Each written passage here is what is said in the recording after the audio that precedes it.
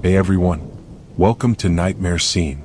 Before we begin, I'd love to know, which city are you listening from as you hear these spine-chilling stories? Leave a comment to let me know. Alright, now take a deep breath. Let's begin.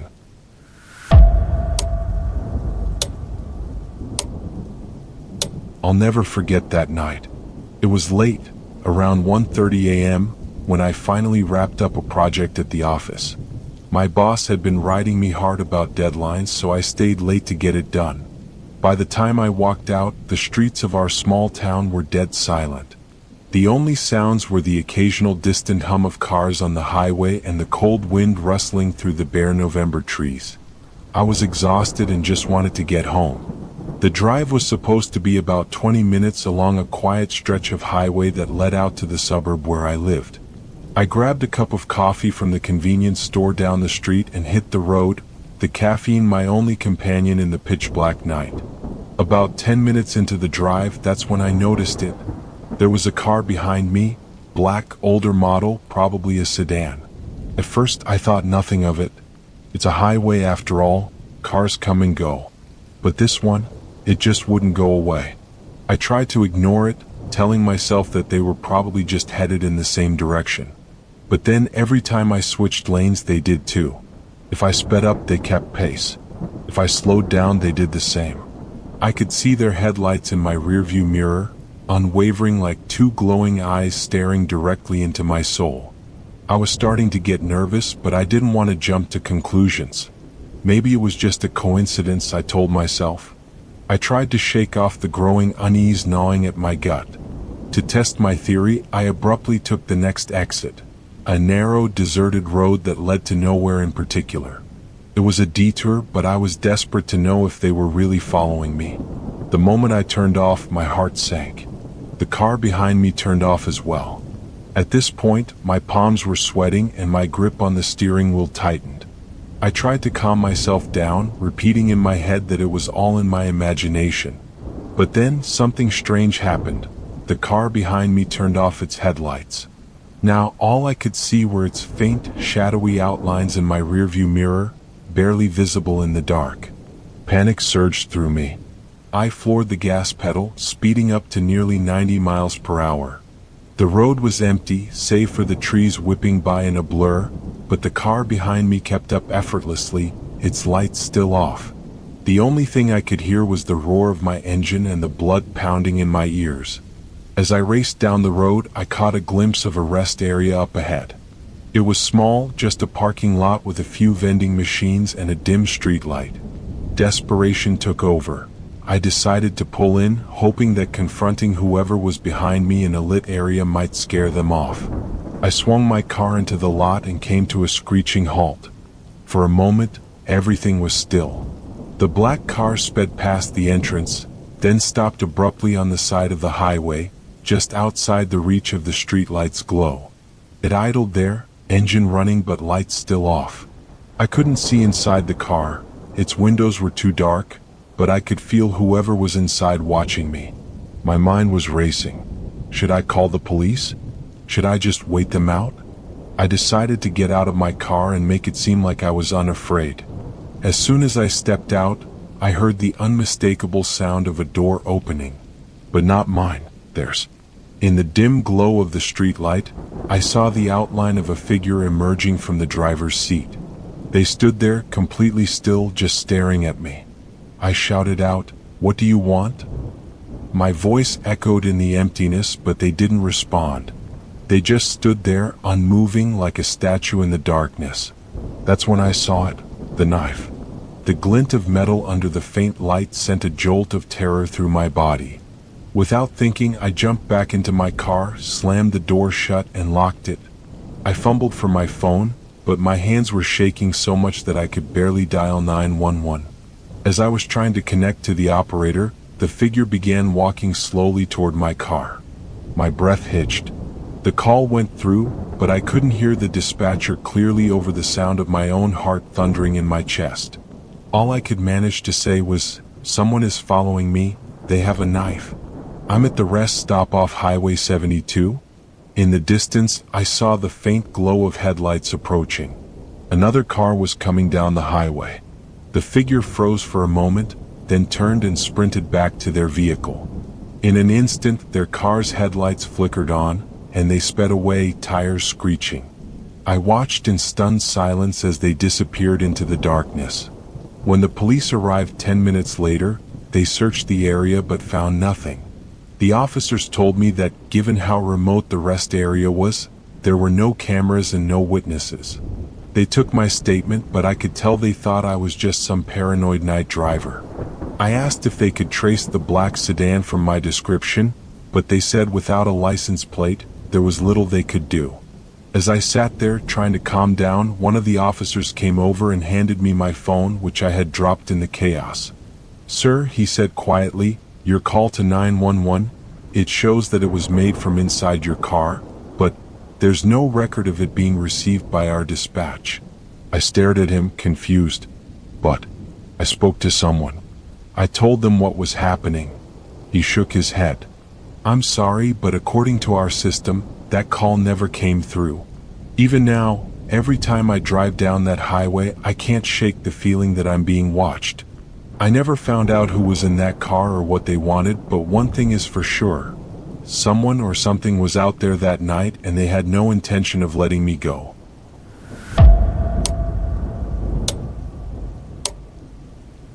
I had only been working at my new job for a few weeks when they assigned me to inventory duty at one of the company's older storage facilities. It was an old, isolated warehouse located on the outskirts of town, mostly used for storing outdated office equipment and files that no one seemed to care about anymore. They told me it would just be for a couple of nights, and since I was new, I didn't want to say no. Besides, I figured the extra pay would be worth it. The first night was uneventful. I showed up just before sunset, my car one of the only vehicles in the small parking lot. As I walked up to the warehouse, I couldn't shake the feeling that the building had been forgotten by the world. The dusty windows, rusted metal doors, and overgrown weeds gave it a desolate, eerie vibe. Inside, the air was musty and cold. Rows of metal shelves stretched endlessly, filled with dusty cardboard boxes and old office furniture. The fluorescent lights flickered occasionally, casting unsettling shadows that seemed to dance just at the edges of my vision. But I convinced myself it was just nerves. I was alone in a strange place after all. That's when I first heard it. It was faint, almost imperceptible, a soft whisper like someone murmuring just beyond earshot.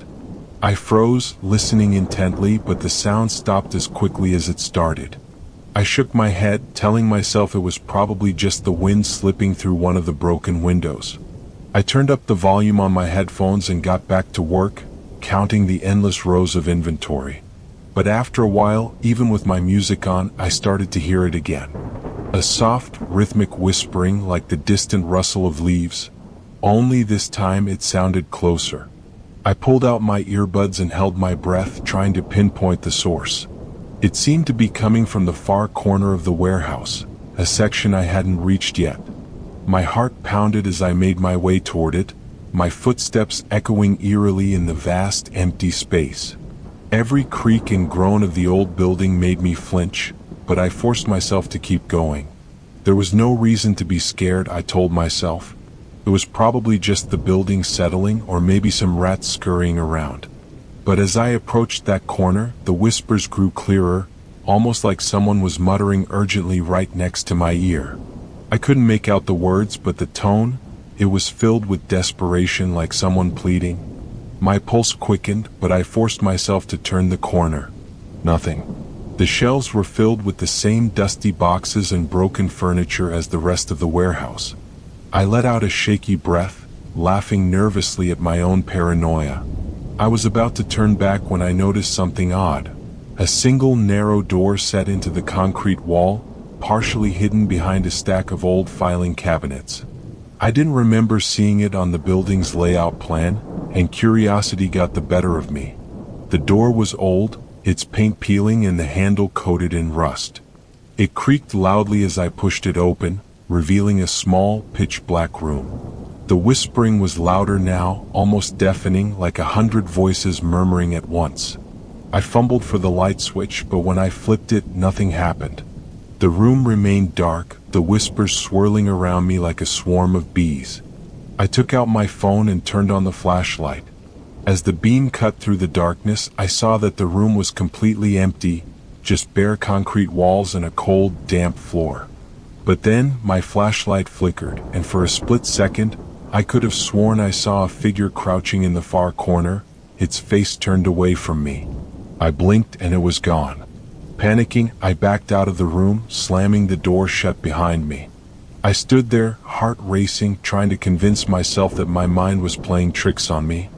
But as I turned to leave, I noticed something that made my blood run cold. There were muddy footprints on the floor, leading out from the door I had just closed. The thing is, those footprints weren't mine. I hurried back to my workstation, deciding that inventory could wait until tomorrow. I was done for the night. As I grabbed my bag and headed for the exit, the whispers followed me, growing louder with each step. It felt like they were closing in, filling the space around me until it was suffocating. The moment I burst through the front doors into the cold night air, the whispering stopped. The sudden silence was almost as terrifying as the noise had been. I didn't look back. I jumped into my car and sped away, my hands trembling on the steering wheel. The next day, I tried to laugh it off, convincing myself that exhaustion and isolation had gotten the better of me. I told my boss that the warehouse inventory was more than I could handle alone and requested a partner. To my surprise, he agreed, saying that the company had issues with strange occurrences there before, though he wouldn't go into detail. That evening, I returned to the warehouse, this time with one of my co-workers, Jason. I felt a little better having someone with me, and for the first few hours, everything was quiet. We worked in different sections, trying to cover as much ground as possible. But then Jason called out to me. "Hey, did you hear that?" he asked, his voice tinged with confusion. I didn't even have to ask what he meant. The whispers had started again. We stood there, listening as the murmurs grew louder, now sounding like a chorus of voices speaking over one another. Jason's face turned pale. "This place is messed up," he muttered. Before we could decide what to do, the lights in the warehouse flickered and went out completely, plunging us into darkness. The whispering intensified, now mixed with what sounded like sobbing. I could barely hear Jason over the noise. "We need to get out of here," he shouted, but it was hard to tell where his voice was coming from. I stumbled through the darkness, following the faint glow of the emergency exit sign. The whispers were everywhere now, surrounding us, filling my ears like the roar of an ocean. Finally, we burst out of the building, collapsing onto the gravel parking lot outside. We never went back. I handed in my resignation the next day, and Jason refused to step foot near the place again. The company eventually shut down the warehouse, citing structural issues, but I know what I heard. Those whispers weren't just the wind or the building settling. They were real. And whatever was in that warehouse, it's still there waiting for the next poor soul to step inside.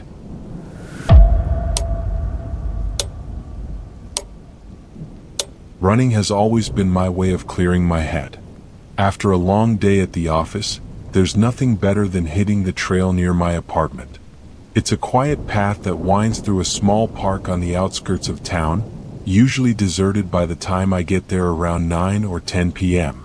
The air is cool, the trees sway gently in the breeze, and for those 30 minutes, the world seems to fade away. That night started like any other. I put on my running shoes, grabbed my headphones, and headed out. The streets were empty, bathed in the orange glow of streetlights. I could hear the soft crunch of leaves under my feet as I made my way to the park entrance. The path was dark, lit only by the occasional lamp post, which cast long, eerie shadows on the ground. But I had run this route 100 times before, so I didn't think much of it. I was about halfway through my run when I first noticed it, a shadowy figure a few dozen feet behind me. At first, I thought it was just another runner, maybe someone who had the same late-night routine as me. But as I continued, I realized they were keeping pace with me. Every time I glanced back, they were still there, always maintaining the same distance. I tried to shake off the uneasy feeling.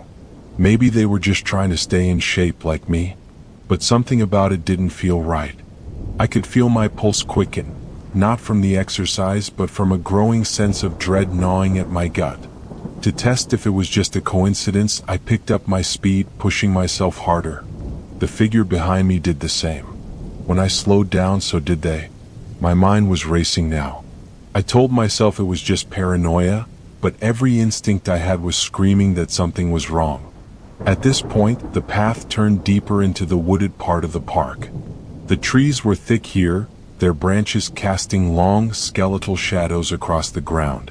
I took a deep breath and decided to keep running, hoping that if I kept a steady pace, they would eventually tire and fall back. But they didn't. I could hear the sound of their footsteps echoing behind me, perfectly synchronized with my own. I tried to focus on my music, cranking up the volume to drown out the pounding in my ears. But it was impossible to ignore the feeling of being watched, like eyes boring into the back of my neck. Suddenly, the footsteps stopped. I turned around, panting, but there was nothing. The path behind me was empty, bathed in the cold light of a flickering lamp post. For a moment, I felt a wave of relief wash over me. Maybe I had imagined it all. But then I saw him. The figure was no longer behind me but standing off to the side of the path, partially hidden among the trees. His face was shrouded in shadow, and all I could make out was the outline of a tall, thin man wearing what looked like a dark hoodie. He was just standing there, perfectly still, watching me. I froze, unsure of what to do. My instincts screamed at me to run, but my legs felt like they were glued to the ground. The man didn't move. He just stared, his head tilted slightly as if he were trying to decide what to do next. After what felt like an eternity, I forced myself to turn around and keep running. I could hear him start moving again, his footsteps heavy and deliberate. They were faster now, closing the distance between us. Panic surged through me and I pushed my body to its limits, sprinting as fast as I could. My lungs burned, my legs ached, but I didn't dare slow down. Up ahead, I saw the park exit. Relief flooded me as I dashed toward the streetlights and the distant sound of traffic. As I burst out of the park and onto the sidewalk, I risked one last glance behind me. He was gone. I staggered to a stop, gasping for breath, my heart pounding like a drum. The path was empty, the trees still and silent. There was no sign of him. I stood there for a few moments, trying to catch my breath and convince myself that I was safe. I decided to take a different route home, one that led me through well-lit streets and busy intersections. I kept looking over my shoulder, half expecting to see him again, but the streets remained empty. When I finally got back to my apartment, I locked the door behind me and collapsed on the couch, my body still shaking with adrenaline. I tried to laugh it off, telling myself it was just some weirdo trying to mess with me. But the image of that shadowy figure standing in the trees watching me was burned into my mind. That's when I noticed something that made my blood run cold. There, on my kitchen counter, was my water bottle. The same water bottle I had taken with me on my run. The same one I had been sipping from just moments before I saw that man. I was certain I had brought it with me to the park, but somehow it was sitting right where I had left it before I left the apartment. My mind reeled. If I hadn't had the bottle with me, what had I been drinking from during my run? My hands shook as I checked the notifications on my phone, hoping to distract myself. That's when I noticed a new photo in my gallery, one I hadn't taken. It was a picture of me running on the trail, taken from behind. I deleted the photo, my heart hammering in my chest. I couldn't shake the feeling that somewhere out there, someone was still watching me. The next day, I called in sick to work and stayed inside, curtains drawn. I haven't gone running at night since. But sometimes, when I'm lying in bed at night, I swear I can hear the sound of footsteps outside my window. The same heavy, deliberate steps that haunted me that night on the trail. I don't dare check. I just lie there holding my breath, praying that they'll pass by. But deep down, I know he's still out there waiting for me to come back.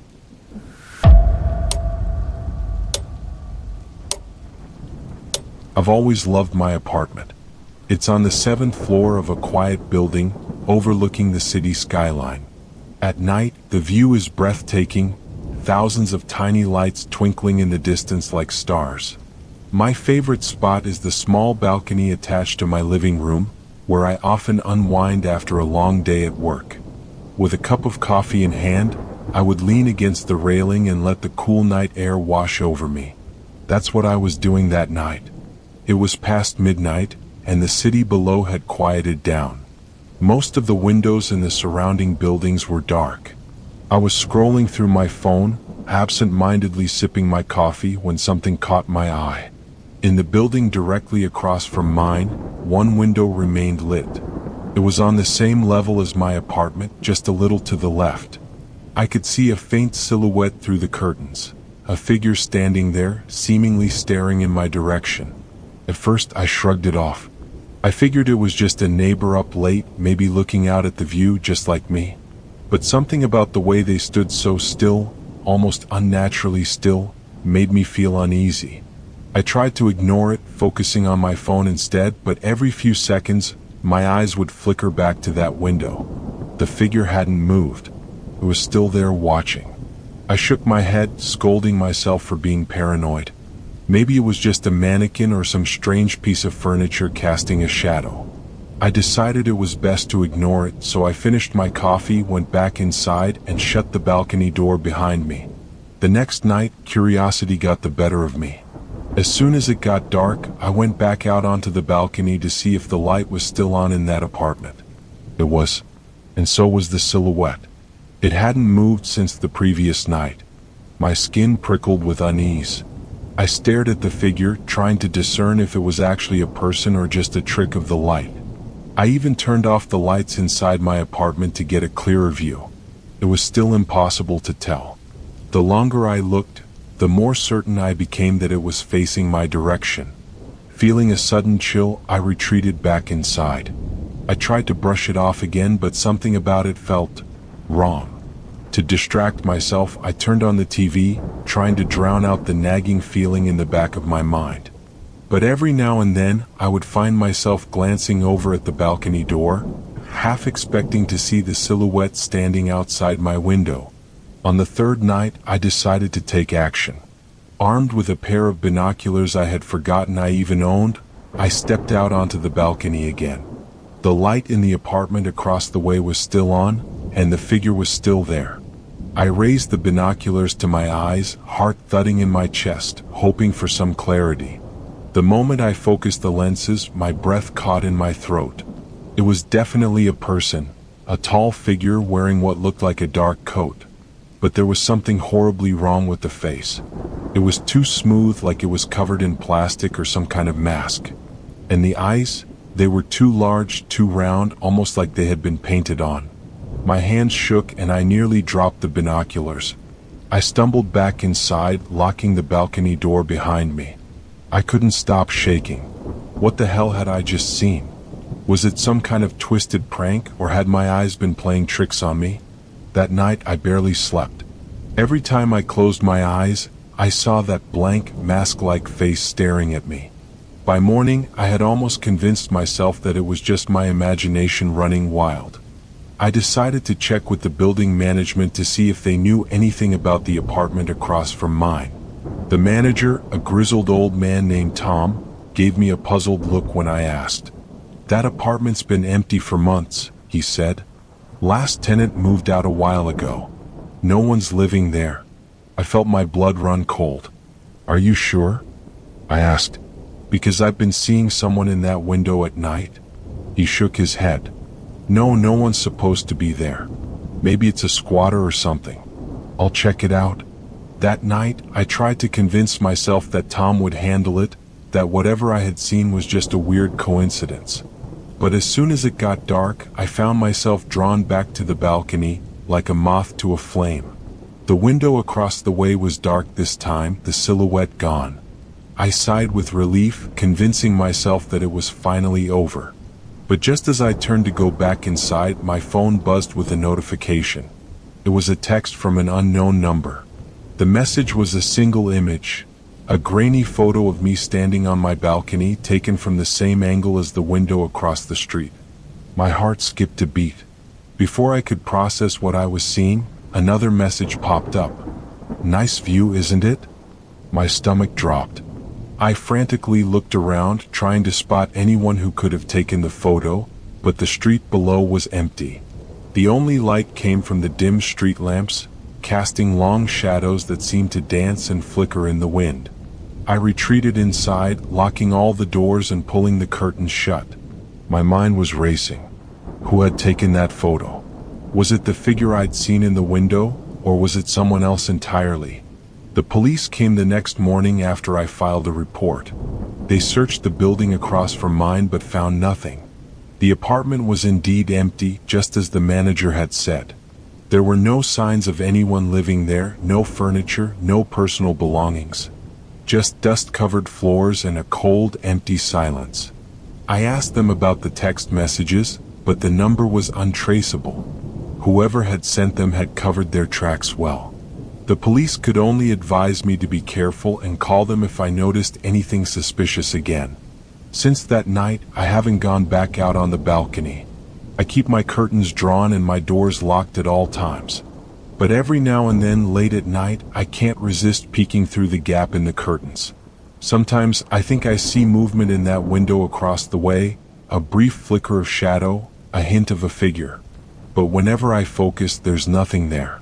Just darkness staring back at me. And yet, I can't shake the feeling that I'm being watched. That somewhere behind the veil of darkness, those painted-on eyes are still watching me.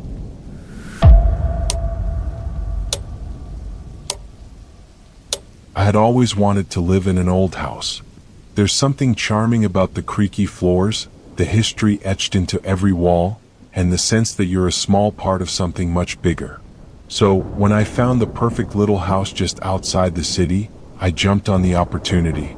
Sure, it needed some work, but it had character, and a basement that could be great for storage or maybe even a small gym. The first few days after I moved in were uneventful. I spent my time unpacking, getting familiar with the layout, and fixing minor things here and there. The basement was a bit musty with cobwebs hanging in the corners, but it didn't bother me much. It was just an old house after all. But then, about a week after moving in, I started hearing it. It was faint at first, a dull rhythmic knocking sound that seemed to come from somewhere deep below the house.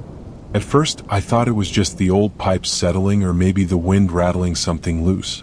But as the days went on, the knocking became more frequent, always starting around the same time each night, 11:30 p.m., almost like clockwork.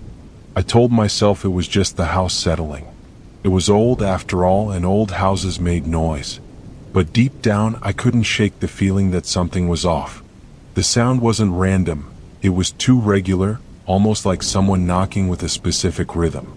One night, as I was lying in bed, the knocking started again. I could feel it vibrating through the floorboards, a steady thump thump thump that echoed in the silence. Frustrated, I decided I had had enough.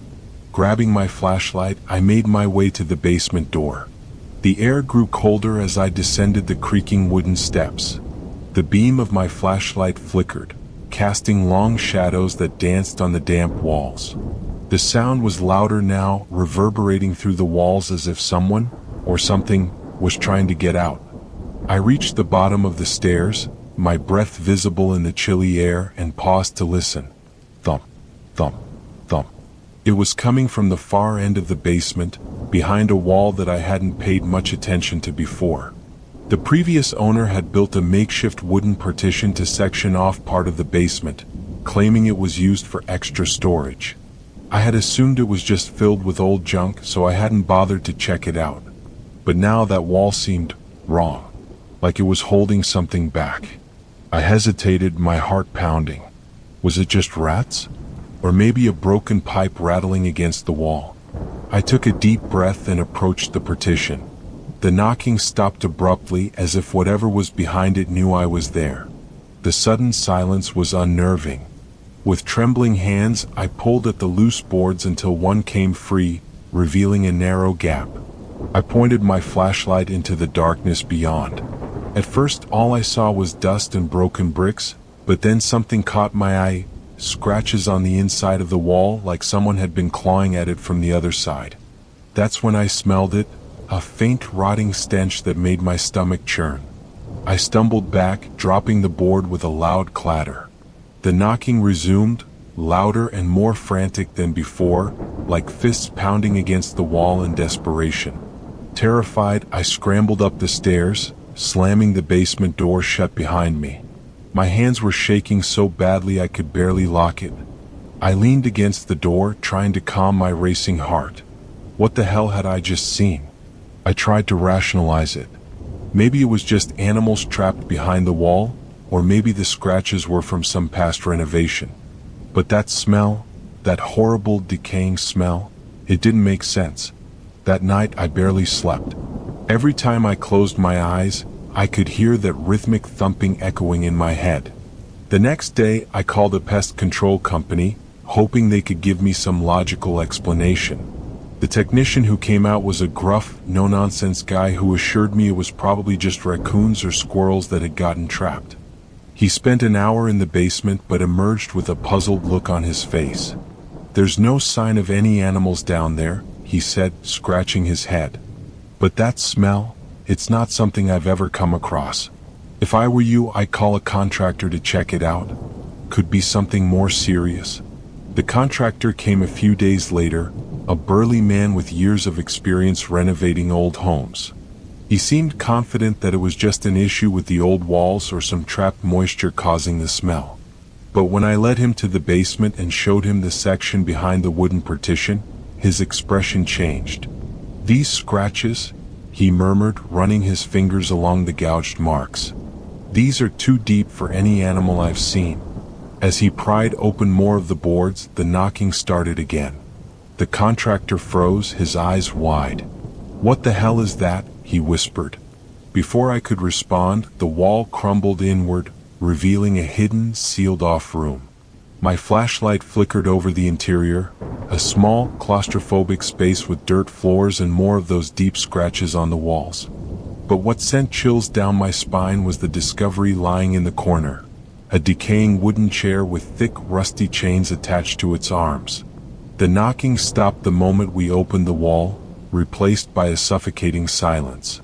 The contractor backed away, muttering something about getting the authorities involved. I nodded numbly, my mind struggling to process what we had found. The police arrived later that afternoon and cordoned off the area. They wouldn't tell me much, only that it appeared to be a crime scene, possibly dating back several decades. But one of the officers pulled me aside and asked if I had noticed anything strange since moving in, any noises, strange smells, or unexplained occurrences. I told them everything. The knocking, the smell, the feeling of being watched. They listened, nodded, and left, promising to keep me informed. But they never did.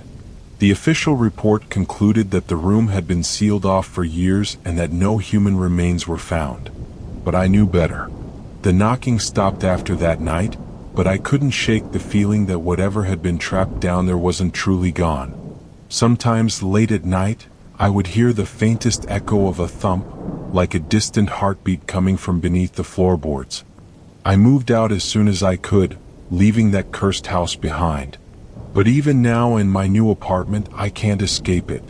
Every so often, in the dead of night, I hear that same rhythmic knocking, as if someone, is still trying to get out.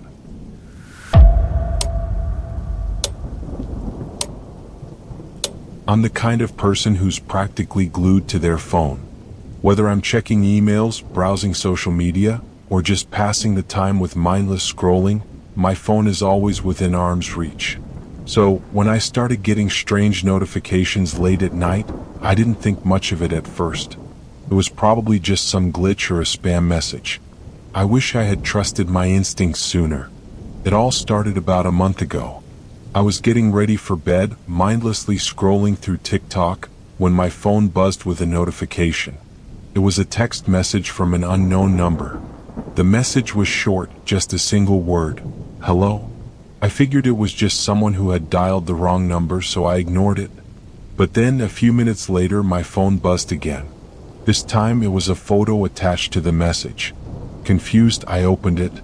The picture was dark and grainy, but I could just make out the outline of a bed.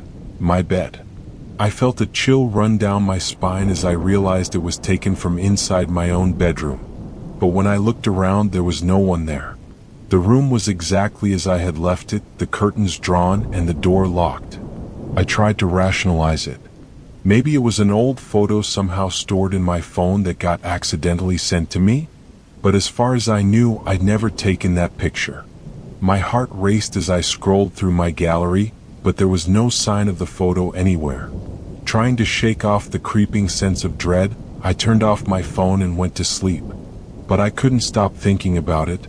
That night, I kept waking up to every little sound, creaking floorboards, the hum of the refrigerator, even the faint rustle of the wind outside.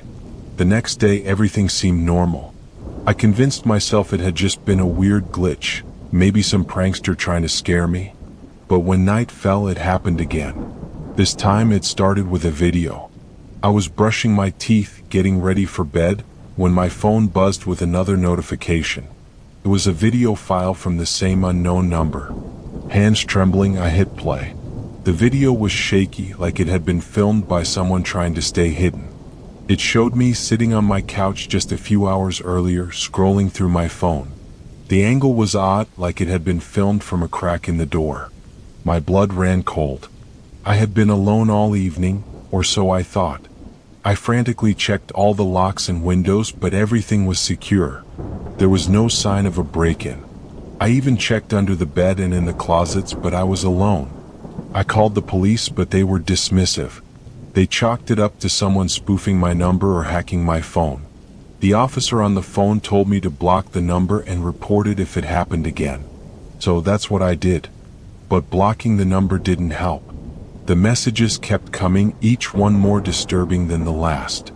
Over the next few nights, I received photos of me sleeping, videos of me cooking dinner, even a close-up shot of my face as I stared at my computer screen.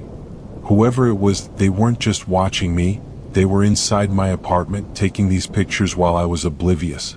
One night, I got a message that simply read, "I'm closer than you think." Panic set in. I didn't feel safe in my own home anymore. I borrowed my friend's spare key and crashed at their place, hoping some time away would stop the harassment. For a while it seemed to work. The messages stopped, and I started to feel like maybe it had all been a sick joke, that whoever was behind it had given up. But a week later, I returned to my apartment to grab a few things. As soon as I walked through the door, my phone buzzed. It was another photo. This one was taken from behind me. It was a shot of me standing in the hallway looking at my own phone. The timestamp showed that it had been taken just seconds ago. I spun around, but the hallway was empty. My hands shook as I called the police again, pleading with them to take me seriously this time. 2 officers arrived and did a thorough search of the apartment. They checked every possible hiding spot but found no evidence of anyone having been there. One of the officers suggested that maybe it was someone hacking my phone's camera, remotely accessing it to take photos and videos. They recommended I reset my phone and install better security software. Desperate, I did everything they suggested.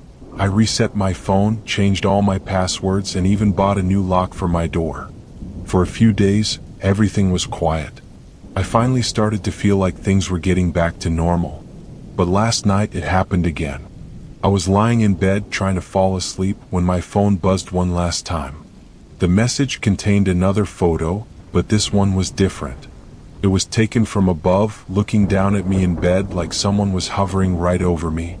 My breath caught in my throat when I noticed something in the corner of the photo, a reflection in the mirror above my dresser. The reflection showed a face, half hidden in the shadows. It was distorted, like the skin was pulled too tightly across the skull, eyes unnaturally wide, and a twisted smile that seemed inhuman. The figure was leaning over me, its face mere inches from mine. I didn't stay to investigate. I grabbed my keys, my wallet, and bolted out of the apartment. I drove straight to a friend's house, shaking the entire way. I didn't tell them the whole story, just that I needed a place to stay. Now I'm sitting here in their guest room, my phone turned off, the door locked. But I can't shake the feeling that it's not over. Every creak of the floorboards, every rustle of leaves outside the window, sets my nerves on edge. I haven't slept in over 24 hours, too terrified to close my eyes. And as I sit here typing this, my friend's Wi-Fi router lights up, indicating a new device connecting. My phone, which I thought I had powered off, just lit up with a notification. It's from the same number. I told you I'm closer than you think.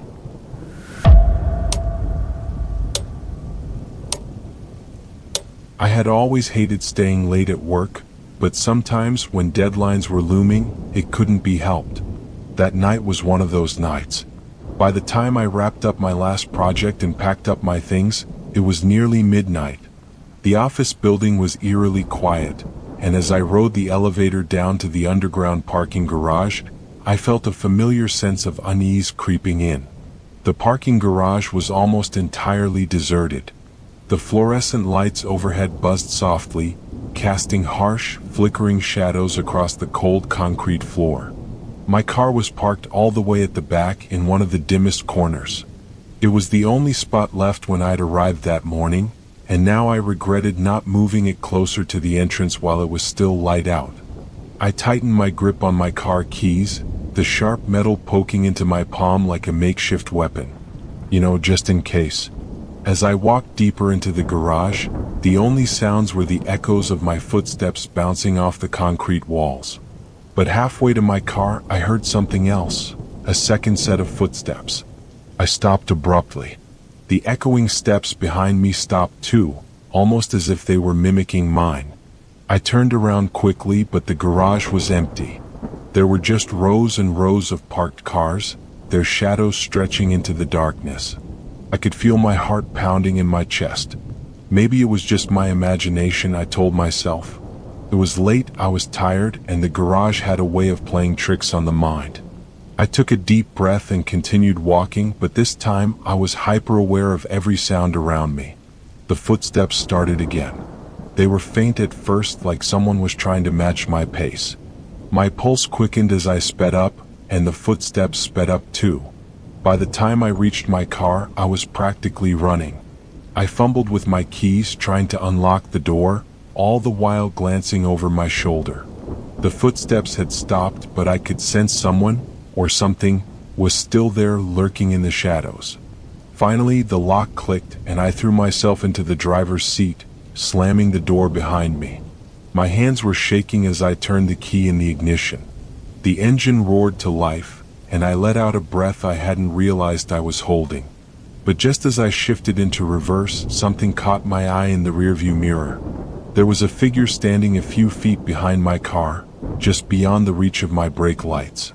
It was too dark to make out any features, just a vague outline of a tall, motionless person.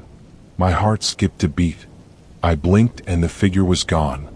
I stared into the mirror, half expecting to see it reappear, but there was nothing there. My mind was racing. Had I really seen someone, or was it just a trick of the light? I didn't want to find out.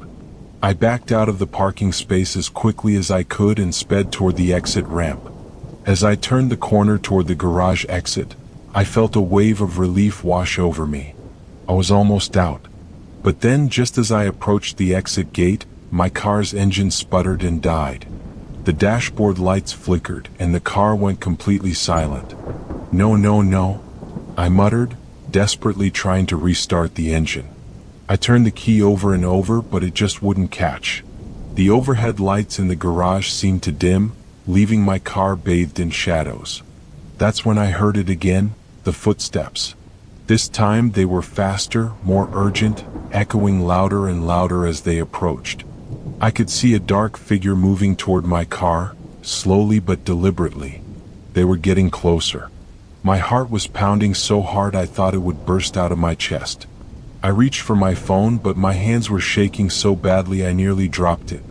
The screen lit up, and for a split second I thought about calling the police. But I didn't have time. The figure stopped just outside my window. I couldn't see their face, only the outline of a hooded figure standing in the dim light. They didn't move. They didn't say anything. They just stood there, staring at me through the glass. My breathing was ragged as I tried the ignition one last time. This time the engine sputtered to life. I didn't waste a second. I slammed the car into gear and shot forward, narrowly missing the concrete wall as I sped toward the exit. In my rearview mirror, I saw the figure just standing there, watching me leave. I drove straight home, not stopping for anything.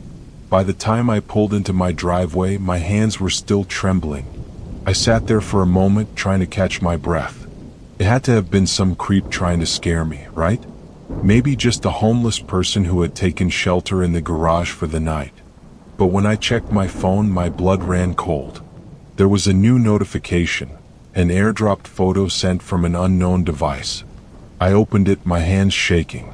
It was a picture taken from behind me, showing me sitting in my car, staring into the rearview mirror. The timestamp showed that it had been taken just minutes before, while I was still in the garage. How could that be possible? I had been alone in the car the entire time, or so I thought. I tried to report it to the police, but they said there was nothing they could do with just a photo and no clear evidence of a crime. They advised me to be careful and keep my car locked at all times. But how could I feel safe after that? Now, every time I walk to my car in that garage, I can't shake the feeling that I'm being watched.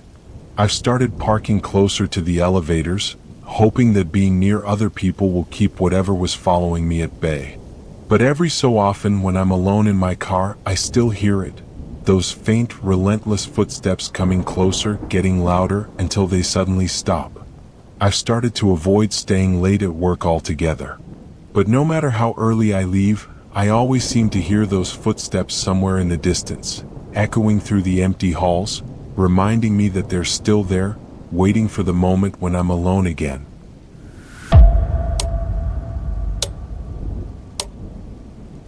When my friends and I decided to rent a remote farmhouse for a weekend getaway, I was thrilled. It was supposed to be a break from the noise of the city, a chance to unwind, grill some steaks, and enjoy a few nights under the stars.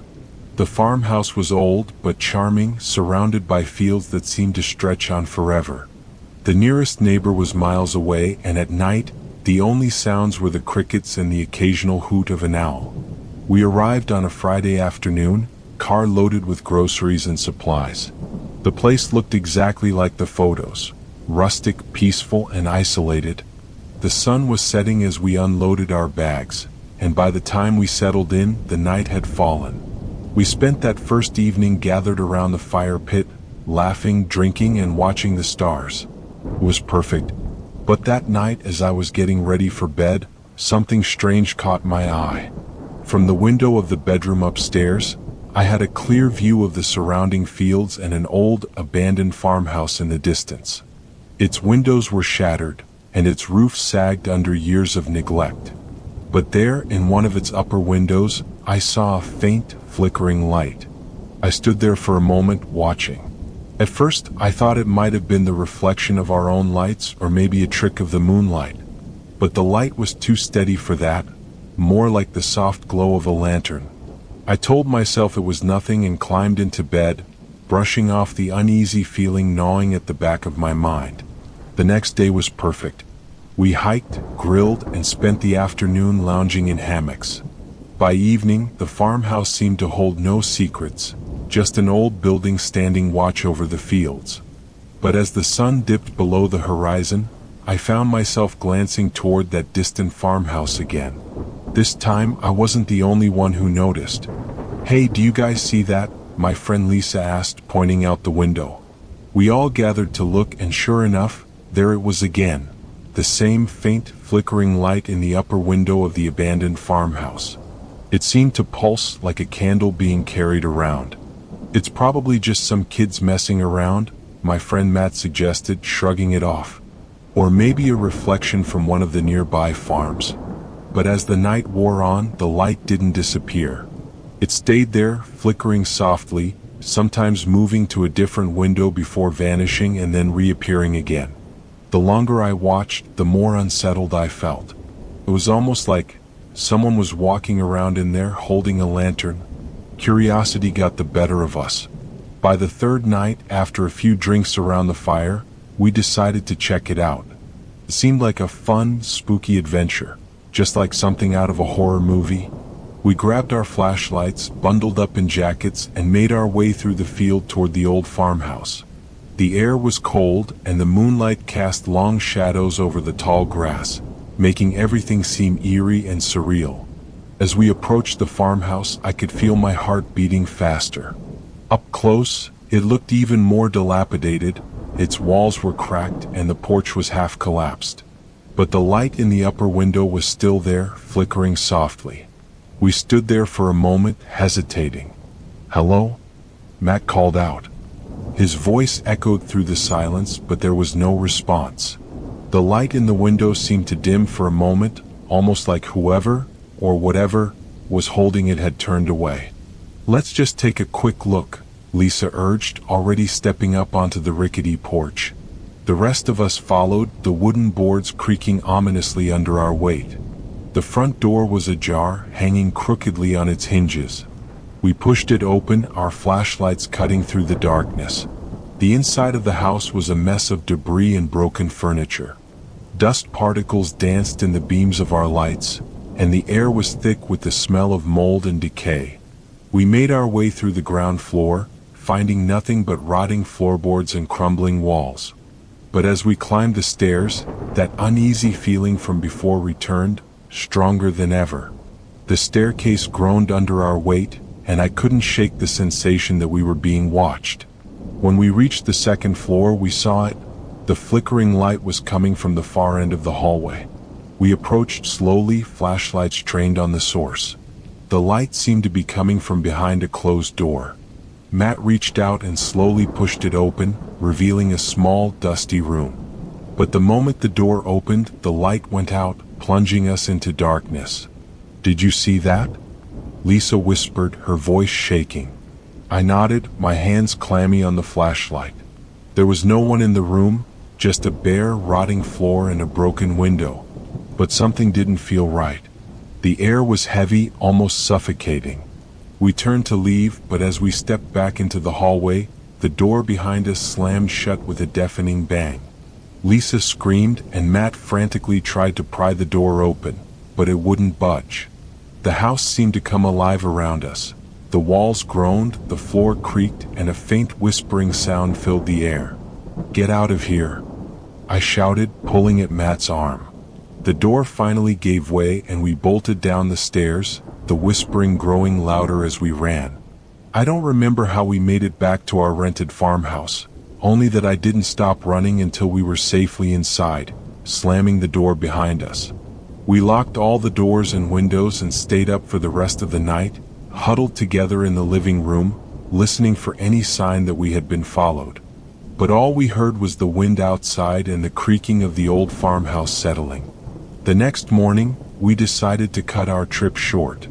As we packed up, I couldn't resist one last look at the abandoned farmhouse in the distance.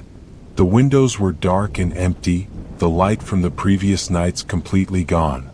We left without looking back, but as we drove away, I noticed something that sent a chill down my spine. Deep in the tall grass, just at the edge of the field, was a small, old-fashioned lantern flickering softly in the morning light. No one else seemed to notice, so I kept it to myself. But even now, weeks later, I can't shake the feeling that whatever was in that farmhouse hadn't been content to let us leave. Sometimes, when I close my eyes at night, I still hear those whispers echoing in my head, soft, unintelligible murmurs like someone calling me back.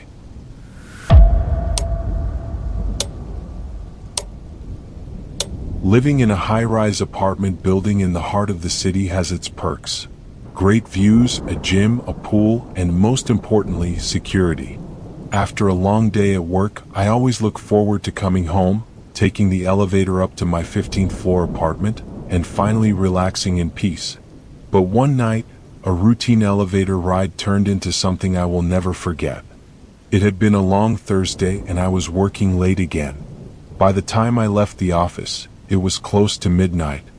I was exhausted, craving nothing more than a hot shower in my bed. When I reached my building, the lobby was empty, the night shift doorman nodding off behind his desk. I waved to him, but he didn't seem to notice as I walked past. The elevator doors slid open with a soft chime, and I stepped in, pressing the button for the 15th floor. The doors were just beginning to close when a hand suddenly shot through the gap, forcing them back open. I jumped, my heart skipping a beat. A man stepped inside. He was tall and gaunt, wearing a long dark coat that seemed too heavy for the mild autumn weather. His hair was disheveled, and there was something unsettling about his eyes. They were too wide, too intense, like he hadn't slept in days. I offered a polite nod, but he just stared straight ahead, not acknowledging my presence. The doors closed and the elevator began its slow ascent. I tried to focus on my phone, scrolling through emails to avoid the uncomfortable silence. But I couldn't shake the feeling that something was off. The air inside the elevator felt heavy, stifling, as if the man's presence was sucking all the oxygen out of the small space. The elevator was old, prone to the occasional jolt or shudder, so when it suddenly stopped on the 10th floor, I didn't think much of it. But when the doors slid open, the hallway beyond was completely dark. The lights on that floor must have been out because all I could see was pitch blackness. No one got on, but the man next to me leaned forward slightly as if expecting someone. He didn't move or speak, just stared into the darkness. The doors stayed open longer than usual, almost as if something was preventing them from closing. Then, without warning, they slammed shut, and the elevator continued its journey upward. The tension in the air was unbearable. I could feel the man's eyes on me, even though I was too afraid to look directly at him. Instead, I kept my gaze firmly on the floor indicator above the door, watching the numbers tick by. 11, 12, 13. Then, without warning, the elevator jerked to a stop between the 14th and 15th floors. The lights flickered, plunging us into momentary darkness. I held my breath, praying it was just a minor glitch. But then I heard it, a faint, wheezing sound like someone struggling to breathe. It wasn't coming from me. Slowly, I turned my head, my heart pounding in my chest. The man was still standing there, but his eyes, they were different. They were wide open, almost bulging, as if he were in some kind of trance. His mouth was slightly open, emitting that horrible wheezing sound. He looked wrong, like a puppet whose strings had been cut but was somehow still standing. "Are you okay?" I managed to stammer, my voice barely more than a whisper. He didn't respond. Instead, he took a slow, jerky step toward me, the sound of his shoes scraping against the elevator floor. I pressed myself against the wall, frantically hitting the button for the 15th floor, but nothing happened. The elevator was frozen, the lights flickering ominously. Just as he took another step, the lights went out completely. The elevator was plunged into darkness, and I was enveloped in a suffocating silence, broken only by that horrible wheezing sound growing louder. I could feel him moving closer, his breath hot against my face, but I couldn't see a thing. Panicking, I fumbled for my phone, using the screen as a makeshift flashlight. In the dim glow, I could see him standing inches away, his face twisted into an unnatural grin, his eyes wide and lifeless. I screamed, swinging my phone at him, but it just went right through. There was no resistance, as if he wasn't really there. Suddenly, the elevator jolted back to life. The lights flickered on, and the elevator started moving again. I stumbled back, heart racing, only to realize that I was alone. The man was gone.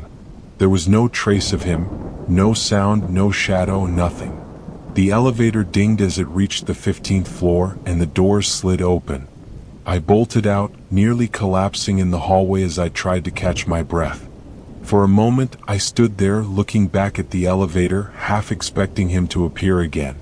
But the doors closed, leaving me in silence. I raced to my apartment, locking the door behind me, my hands shaking uncontrollably. I tried to tell myself it was just my mind playing tricks on me.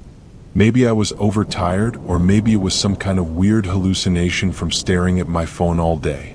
But when I checked the security footage from the building's elevator camera the next morning, my blood ran cold. The footage showed me entering the elevator alone. It showed the doors closing, the ride up, the brief stop on the 10th floor, and the strange jerky stop between the 14th and 15th floors. But there was no sign of the man. No one had entered the elevator after me. I played the footage over and over, but it was the same every time. I was completely alone, yet I knew what I had seen. I could still feel the heat of his breath, still hear that horrible wheezing sound echoing in my ears. For the next few nights, I avoided the elevator, taking the stairs no matter how tired I was. But eventually the fear faded. I convinced myself that it had been some kind of waking nightmare, a trick of the mind. After all, there was no physical evidence that he had ever been there. But last night, as I was heading home, the elevator doors opened, and I found a single item lying in the center of the floor. A long, dark coat, just like the one the man had been wearing. I haven't used the elevator since. But every night as I pass by the closed doors, I hear that faint, wheezing sound, like something is waiting for me inside, ready to take me on one last ride.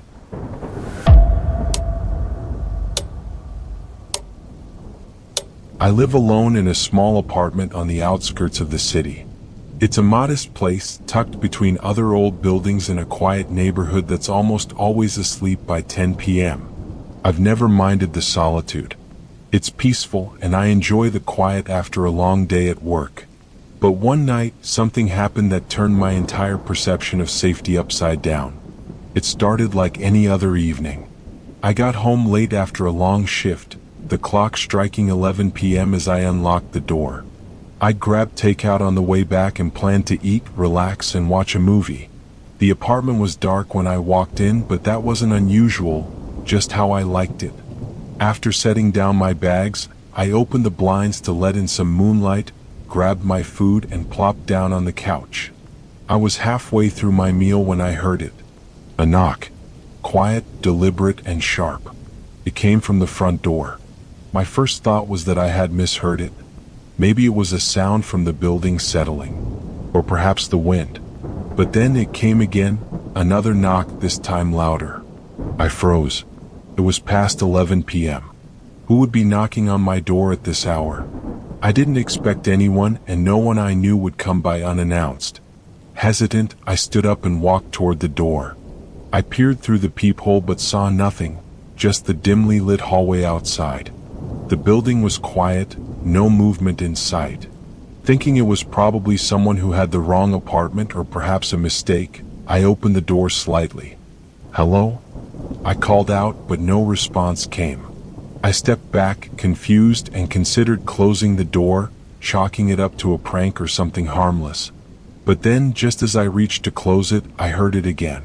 A soft, almost imperceptible whisper. "Let me in." I jerked back, my heart pounding. The voice was low and ragged, not quite human. It sent a chill down my spine. No one else had been there when I'd opened the door, and I couldn't see anyone in the hallway. But the voice had definitely come from outside. I slammed the door shut, locking it immediately. My breath quickened and I backed away, feeling foolish for even opening the door. But then, as I stood in the center of the room trying to process what had just happened, I heard it again. This time it was more distinct. "Let me in. I know you're there." It wasn't coming from the door anymore. It was coming from the window. The knock, light, almost imperceptible yet deliberate, resonated again.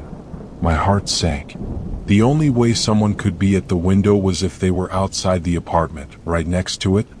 The window was on the other side of the living room, facing an alleyway with barely any lighting. I couldn't move. I felt trapped. The knocking continued, now accompanied by a soft scraping noise, like fingernails dragging along the glass. My mind raced. I could feel the presence on the other side. Someone, or something, was waiting. I grabbed my phone and, with trembling hands, called the building's security. I explained what was happening, but the guard told me there was nothing he could do, that he hadn't seen anyone in the hallway. He even suggested that it might be a prank, just kids playing a late-night joke. But this didn't feel like a prank. Something was wrong. The knocking stopped, but the feeling of being watched didn't go away. I kept the phone in my hand, ready to call the police, but I didn't feel safe enough to move. I stayed by the window, watching for any sign of movement outside. The alleyway was empty, bathed in the faint glow of a single street lamp in the distance. No one was there. Minutes passed, but the silence felt unbearable. Just as I thought I might have imagined it all, the knocking started again. Soft at first, then louder, coming from the door this time. I bolted to the door and checked the peephole again. There was still no one there, but the sound grew more frantic, more urgent. It was as if whatever it was outside wasn't content to just knock anymore. It was demanding entry. I felt my pulse quicken as I backed away from the door again, my eyes never leaving it. Without thinking, I rushed to my phone and dialed 911. The operator answered quickly, and I explained what had been happening. She told me to stay on the line, that they would send someone to check the building. As I stood there trying to calm myself, I heard the most chilling sound yet. The voice. It wasn't a whisper this time. It was loud, clear, and cold. "Why won't you let me in? You know I'm here." I felt like the walls were closing in around me. Panic surged through me as I heard the sound of footsteps shuffling across the hallway floor, just outside the door. They were slow, deliberate steps, like someone was pacing in front of the door, waiting.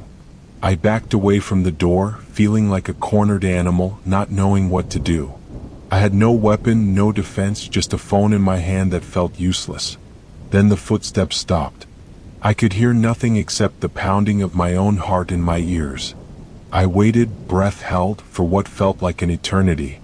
Finally, there was a sound, the softest scrape of something against the door. My breath caught in my throat as I turned to look at the door, dreading what I might find. The entire apartment felt colder, like something had entered that wasn't supposed to be there. Just then the doorbell rang. Not once, not twice, but continuously. My skin crawled as I realized I hadn't heard anyone approach the door. I didn't even know if I should answer it. Before I could decide, there was another sound, a loud bang against the door. I jumped, my phone almost slipping from my hand. The knocking had turned into a pounding, and the door rattled as if someone was trying to break through. I held my breath, praying that help would come soon. Finally, the police arrived, their lights flashing outside. But when they checked the hallway and the building's exterior, they found nothing. No footprints, no signs of anyone at my door or window. The security cameras showed nothing either. That night I barely slept. The knocking had stopped, but the feeling of someone, or something, being just outside my apartment lingered long after I locked up. I moved the furniture in front of the door, keeping a light on in the living room. The next day, I went to speak to the building manager, hoping for some answers. When I asked if anyone had reported strange occurrences or disturbances, he looked at me as if I were crazy. But then he paused. Actually, he said, the previous tenant moved out suddenly a month ago. He didn't leave much behind, but he kept saying that he was being watched.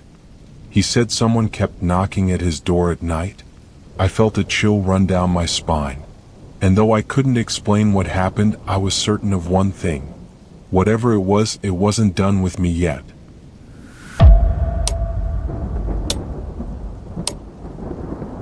I've never been much of a night owl. I enjoy my evenings wrapped in the comfort of home, winding down after a long day with a book or a movie.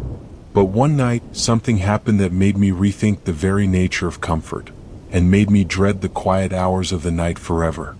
It was a Friday evening, and I had just finished a late dinner. The apartment was silent, the kind of silence that feels heavy, as if the whole building is asleep. I had no plans for the evening. It had been a tiring week. The only thing I wanted was to kick back and relax. So, I grabbed my phone to scroll through some social media just to pass the time. As I scrolled, my phone suddenly buzzed with an incoming call. The number was unfamiliar, but I thought it was probably one of those random telemarketer calls. I almost ignored it, but then a strange instinct made me pick up. "Hello?" I answered, my voice groggy from the tiredness of the evening. There was a brief silence on the other end before a voice responded. It was deep, low, and calm, but something about it sent a chill down my spine. "Is this Claire?" the voice asked. I paused, my heart skipping a beat. The voice didn't sound familiar, but it was somehow personal, as if it knew me. "Yes, this is Claire." "Who's this?" I responded, trying to sound casual, though I felt a knot form in my stomach. "Don't worry, you don't know me," the voice said almost soothingly. "But I know everything about you." A wave of unease washed over me, but I tried to brush it off as a prank. "Who is this? What do you want?" There was a soft chuckle on the other end. "I'm just here to remind you. To make sure you're not alone tonight." I didn't understand what he meant, but my gut told me something was very wrong. My fingers instinctively hovered over the end call button, but I couldn't bring myself to hang up. There was something so unnervingly calm about the voice that kept me frozen. "I'm here, Claire. Just wanted to say hi before you go to sleep," the voice continued. "I know you're getting ready for bed. You always turn off the lights in exactly 2 minutes after you finish brushing your teeth. I've been watching you." My blood ran cold. I hadn't told anyone about my nightly routine. Who was this person and how did they know? I glanced around the apartment, suddenly feeling exposed, like the walls themselves were closing in. "You've been watching me?" I said, trying to sound brave. "How do you know that?" "I'm close," the voice replied, its tone now taking on an almost playful edge. "Closer than you think. I've been watching for a while. You've never noticed me before, but that's okay. You will tonight." My heart was pounding in my chest now. I could barely breathe. This wasn't a prank anymore. This was something real, something terrifying. I stood up and rushed to check the windows, locking them even though I knew it wouldn't help. The curtains were drawn, but the night outside was quiet. There was no one there. "Where are you?" I demanded, panic rising in my throat. "Who are you? What do you want?" The voice paused, then responded with a hint of amusement. "I told you I'm close. Look out your window. You'll see me." I froze, my heart hammering in my chest. I didn't want to look. I didn't want to see anything. But I knew I had to. Hesitantly, I walked over to the window, peering out between the curtains. The street outside was empty, the dim streetlights casting long shadows across the pavement. There was no sign of anyone, no movement. I turned back to the phone, the voice still silent on the other end. "Is there someone out there?" I asked, my voice trembling. There was no immediate reply. Then, just as I was about to speak again, a soft noise came from the window, faint but distinct. A tap, like a finger gently rapping against glass. My heart leaped into my throat. I whipped around to face the window again, but there was nothing there. No one outside. I felt dizzy, like the world around me was closing in. I pulled the curtain back further, checking one last time. The street was still deserted. But then, as I turned away, I saw something, a shadow in the corner of my eye, just outside the window. I gasped and pressed my hand to my mouth. There, standing just at the edge of the street lamp's glow, was a figure. A man tall and still. He was facing my window, his features obscured in the shadows, but I could feel his eyes on me. He wasn't moving. He was just watching. I slammed the curtain shut and backed away from the window, panic fully setting in now. I grabbed my phone, dialing 911, my hands shaking so much I could barely press the numbers. The operator answered quickly, and I breathlessly explained the situation. "Stay on the line," she said calmly.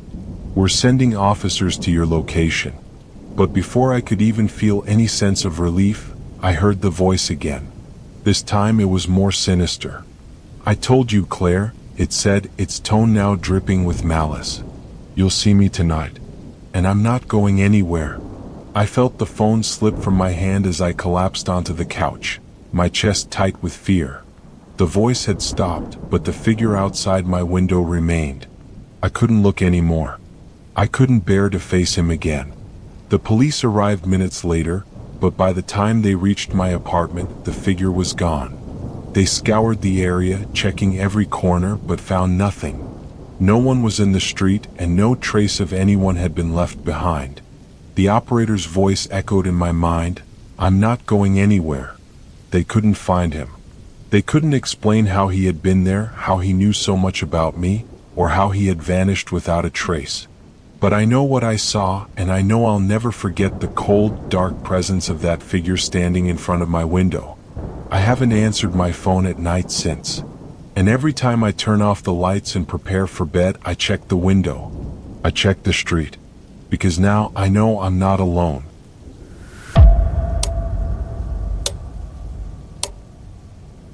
I never thought much of the couple living in the apartment next to mine.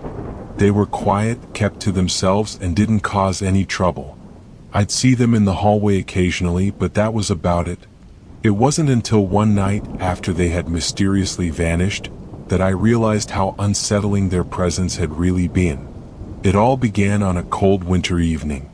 I had just finished a long day at work and came home to my small apartment to unwind. The hallway outside was dimly lit, and I could hear the faint sound of the heater humming in the background. As usual, I barely paid any attention to the other apartments. I kept my head down as I walked toward my door. But that night was different. As I approached my door, I noticed something unusual. My neighbor's door was slightly ajar. The apartment had been vacant for several days, but now it seemed off. A thin strip of light slipped through the crack in the door, flickering like a dying bulb. I hesitated, trying to dismiss the strange feeling in my gut. It could have been nothing. Maybe they'd left something on or forgot to lock it. But then I heard something, a faint, muffled sound coming from within. It was low, almost like whispering, but too hushed for me to make out any words. It sent a chill down my spine. I knocked lightly on the door, but no one answered. Still feeling uneasy, I pushed the door open just a crack to check. The apartment inside was eerily quiet. The lights were all on, but everything seemed undisturbed, as if no one had been there for days. The kitchen was spotless, and the living room was tidy, with no signs of anyone living there. But as I stepped back, something caught my eye. A single shoe abandoned in the hallway. It wasn't just any shoe. It was a pair of men's shoes, the kind my neighbor used to wear. I bent down and picked it up, my heart racing. They didn't look like they'd been there for long, but no one was answering the door, and the apartment seemed abandoned. My instinct told me to leave it alone, but curiosity got the best of me.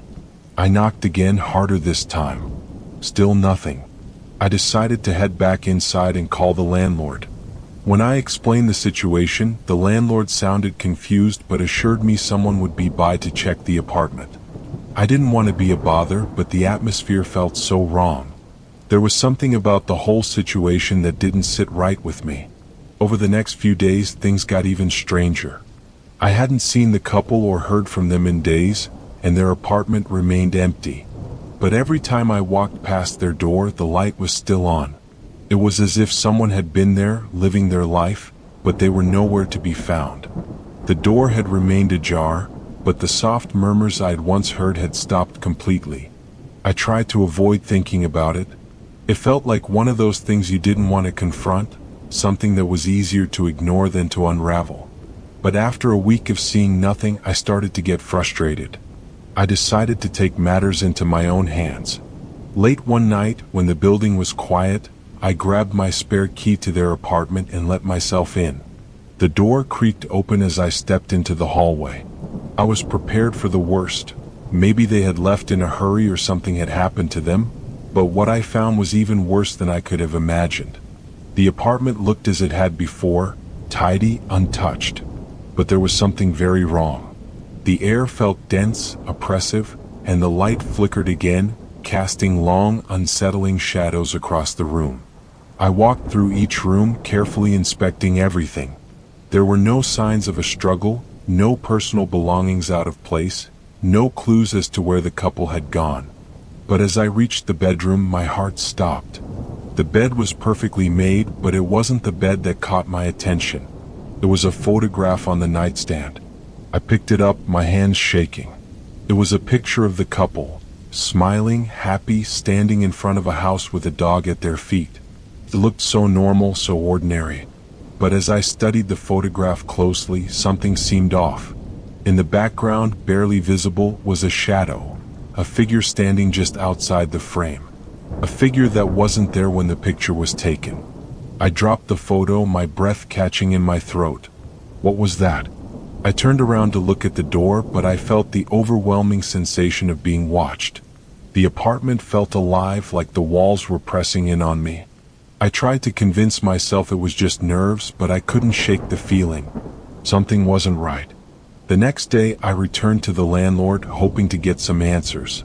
But when I mentioned the photograph and the strange feeling in the apartment, his face turned pale. He had no explanation for what had happened, only that the couple had been gone without any notice.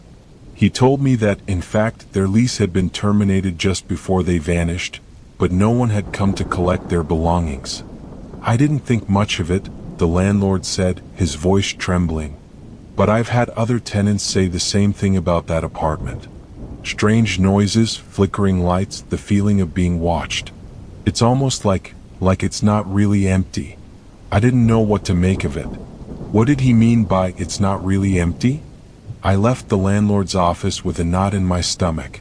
As I walked back to my apartment, I passed their door again and the light was still on. But this time I didn't stop.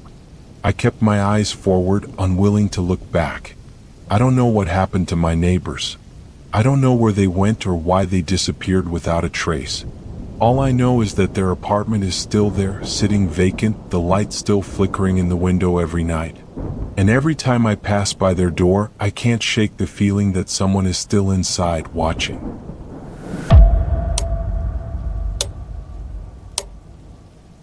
I used to think that my phone was just a tool, a way to stay connected with family and friends, a way to kill time when I was bored.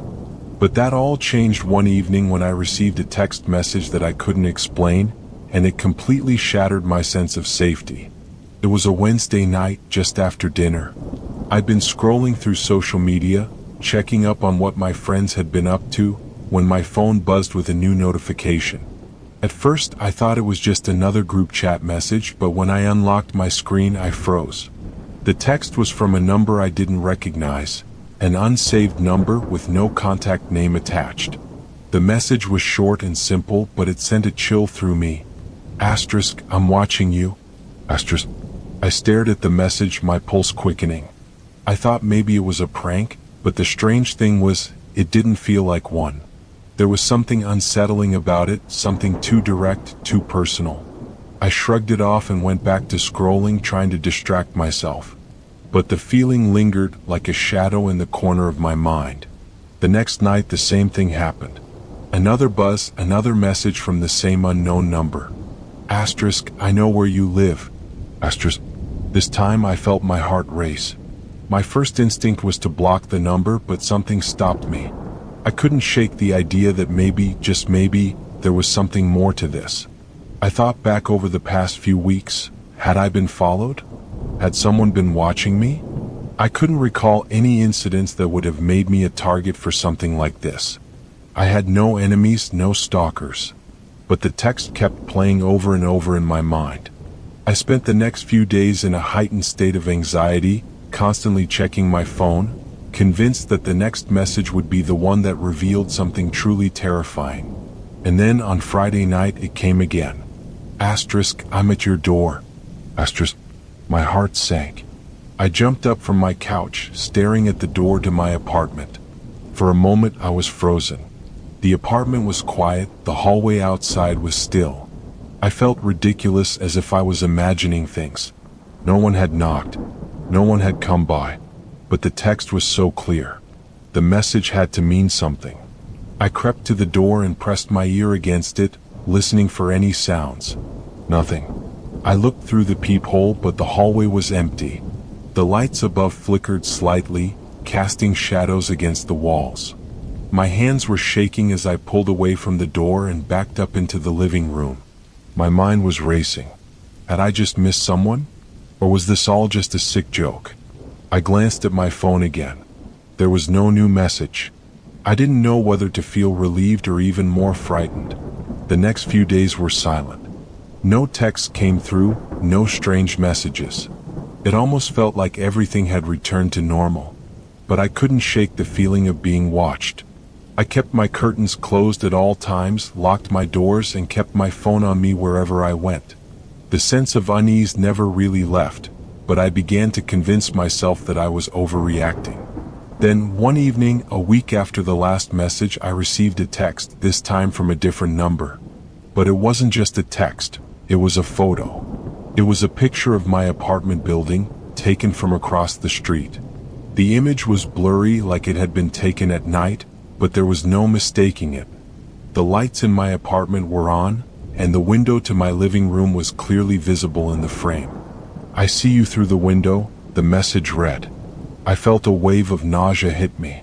I had been home that evening, sitting in my living room just like the photo showed. Had someone been watching me all this time? I scrambled to open the blinds, glancing out into the street below, but there was no one there.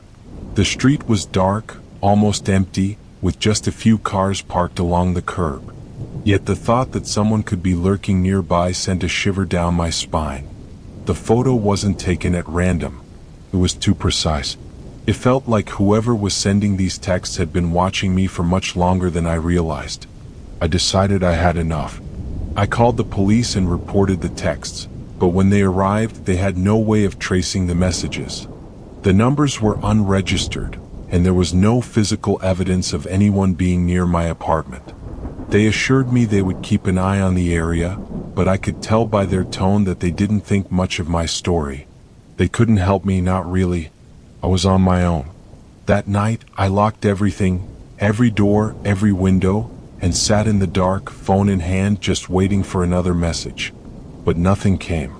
The next morning, I woke up to a strange feeling. Something felt off. The apartment was eerily quiet, and when I checked my phone, I noticed something unusual. The messages were gone. Every single one. The texts I had received over the past week, asterisk, "I'm watching you," asterisk, "I know where you live," "I'm at your door," all of them had disappeared.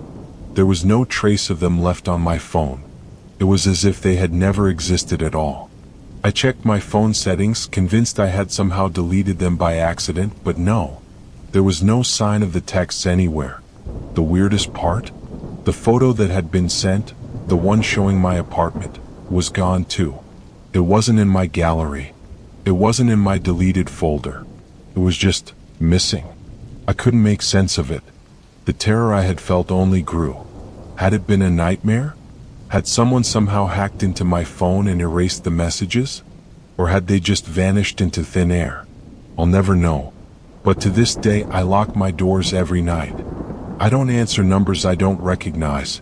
And every time my phone buzzes with a new message, I feel a flicker of fear. Because I know deep down that whoever it was, the person who knew so much about me, might still be out there waiting for me to slip up. And I still haven't gotten a single message from that number ever again.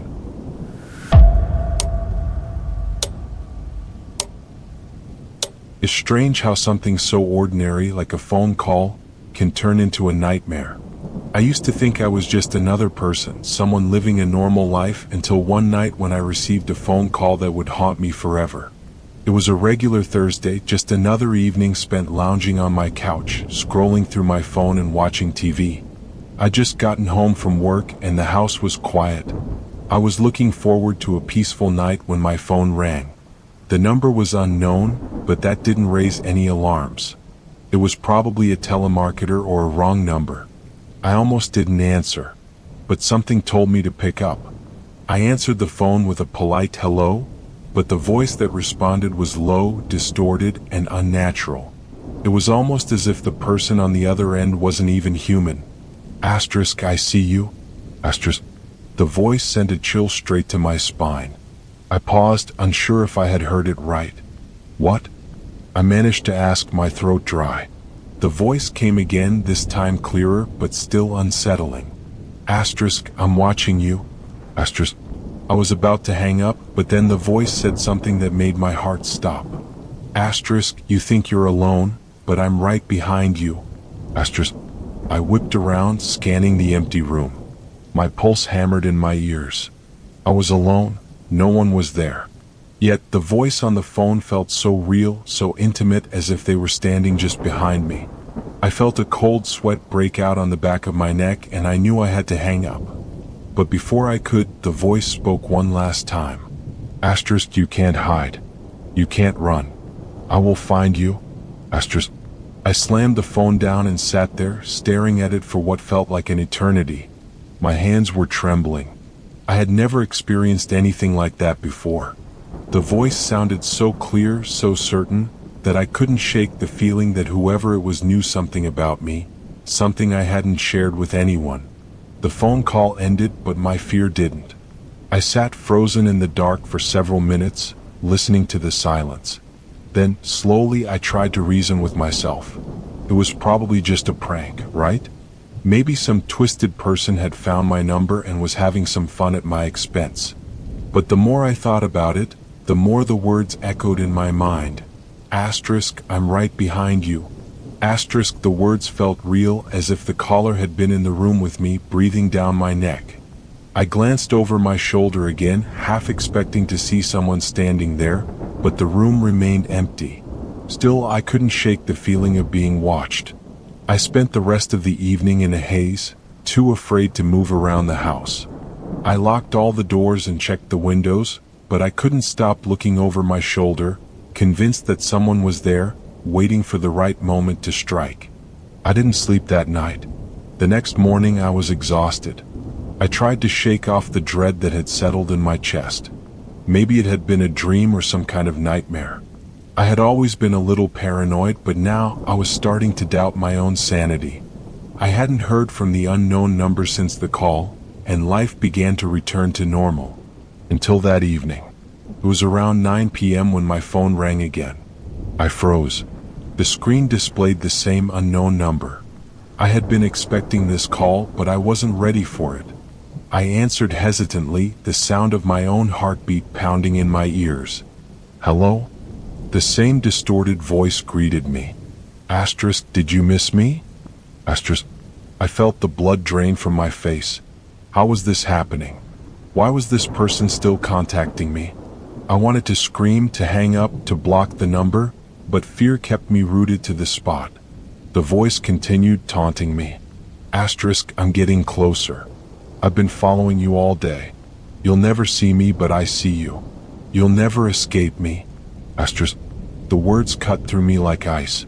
I didn't know what to do anymore. I was terrified. The caller knew things about me, things I hadn't told anyone. It felt like they were somehow tracking my every move. The call ended suddenly, as if the person on the other end had simply hung up without warning. The silence afterward was suffocating. I felt sick to my stomach, as if my insides had been hollowed out. The fear of being watched, of being hunted, gnawed at me. For the next few days, I was in a constant state of dread. Every time my phone rang, I couldn't help but feel the weight of my fear pressing down on me. Each time, I would check the screen, only to find it was just a regular call or message from a friend. The silence from the unknown caller was a brief relief, but I couldn't stop looking over my shoulder, waiting for the next unsettling message. Then, nearly a week later, it happened again. The phone rang. This time, there was no distortion in the voice. It was clear. Come. The voice sounded familiar. It was my own. Asterisk, I'm still watching you. Asterisk. The voice said the same words I had heard before, but now it was different. It wasn't just some stranger. It was me. I dropped my phone in horror, my heart racing. I stared at it in disbelief. Was I losing my mind? Had I somehow recorded myself saying those words in my sleep? Or was this person somehow able to mimic my voice? The call came again, and this time I didn't answer. I couldn't. My hands were shaking too much. But it didn't stop there. For the next several days, the calls kept coming. Each one more personal. Each one more chilling. The caller knew where I had been. The caller knew what I had done. And worst of all, the caller knew how to make me feel completely alone, trapped in my own home. I couldn't ignore it anymore. I didn't know who was behind the calls or how they had gotten my number, but I had to get help. I called the police, but by the time they arrived, the calls had stopped. They tried to trace the number, but it was untraceable. That was 2 months ago. The calls stopped, but the fear never left. Sometimes, when I'm home alone, I swear I hear a faint voice, just barely audible, whispering those same words in the back of my mind. Asterisk, I'm still watching you. Asterisk. And every time my phone rings, I feel a cold dread settle in my chest.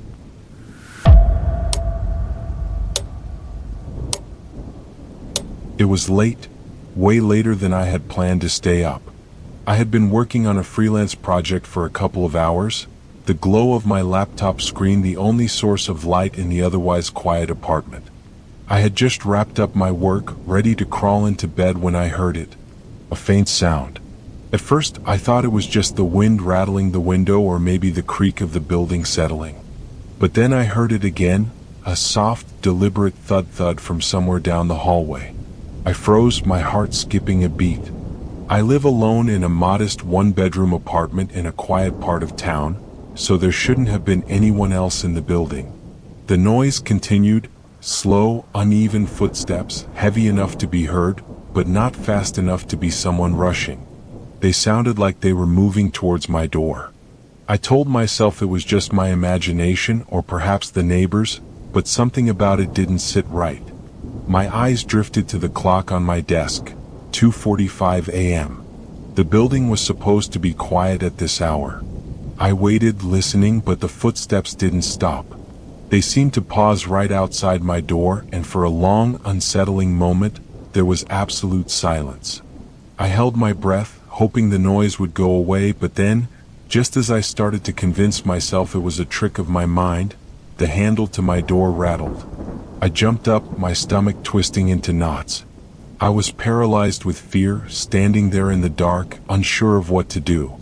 My phone was on the desk, but I didn't want to take my eyes off the door long enough to grab it. I didn't want to make any sound, didn't want to alert whoever it was that I was awake. I crept toward the door and peeked through the peephole, but there was nothing on the other side, just the dark, empty hallway. The air felt thick with tension, and I couldn't shake the feeling that someone was watching me. I backed away from the door slowly, feeling more vulnerable than I had ever felt in my life. My mind raced, trying to make sense of what was happening. Could it be a neighbor messing with me? Maybe someone playing a prank? But then came the most chilling part, the sound of the footsteps again, but this time they were getting closer. And they weren't just walking, they were stomping like someone was dragging their feet. The footsteps grew louder, closer, and now it seemed like they were coming toward my bedroom door. I nearly screamed, but my throat tightened, making it impossible to make a sound. My apartment was eerily silent except for those horrible footsteps. I turned and ran for the window, desperate to escape. But when I pulled the curtains back, there was no one in the courtyard below. No shadowy figure standing there, no movement at all. The street was deserted, bathed in the dim light of a single street lamp. The footsteps had stopped. My head was spinning. I didn't know if I should check again, if I should leave, if I should call the police. But what if there was someone there? What if they were just waiting for me to make a move? In a panic, I grabbed my phone, dialing 911, my hands trembling so badly that I almost dropped the device. The operator picked up almost immediately, and I blurted out that someone was outside my apartment. I described the footsteps, the rattling door, but when they told me to stay on the line and assured me help was on the way, I felt the horror settle even deeper in my chest. I stared at the door, the silence now suffocating. It felt like an eternity had passed by the time I heard a siren in the distance. I wanted to run, but my legs wouldn't move. I couldn't tear my eyes away from the door, convinced that at any moment the door would burst open and whoever, or whatever, was out there would come for me. By the time the police arrived, the building was quiet again. They searched the halls, knocked on doors, but found nothing. No one had seen anything strange or heard anything unusual. There were no signs of forced entry, no indication that anyone had been on the premises. It felt like they thought I was just another paranoid resident, and after a few minutes of questioning, they left. But I couldn't shake the feeling that something had been terribly wrong. The next few nights I couldn't sleep. Every creak of the building made me tense up, and I found myself checking the peephole every few minutes. The footsteps, though, never returned. The nights were eerily quiet, almost too quiet. But I couldn't get the image out of my mind, the heavy footsteps, the rattling door, the feeling of being watched. Something wasn't right. The days passed and life went on. The fear began to fade, but the unease remained, always lingering at the edges of my thoughts. I convinced myself that maybe it was just a weird coincidence, a prank, a neighbor with bad timing. But something still gnawed at me. The footsteps hadn't felt like they belonged to anyone in the building. It had been something else. Then one afternoon I found something that made my blood run cold. As I was cleaning the apartment, I checked my mail, something I usually did on the way to the trash bin. Nestled between the usual junk mail and bills was a small, crumpled envelope with no return address. I tore it open, and inside I found a note. Read, *, I'll be back tonight. *. I could barely breathe. My heart skipped in my chest. Whoever had been outside my door knew more than they should. They knew exactly what had happened, and they were coming back. I didn't know what to do. Should I call the police again? Should I leave? But as the sun began to set, I realized one horrifying truth. The footsteps hadn't been a coincidence. Whoever they belonged to had been inside the building, and they were coming for me.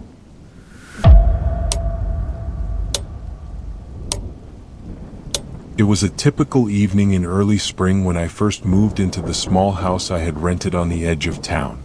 The kind of house with a white picket fence and overgrown ivy creeping up the side. A place where I thought I could escape the chaos of the city and find some peace. The first few days were uneventful.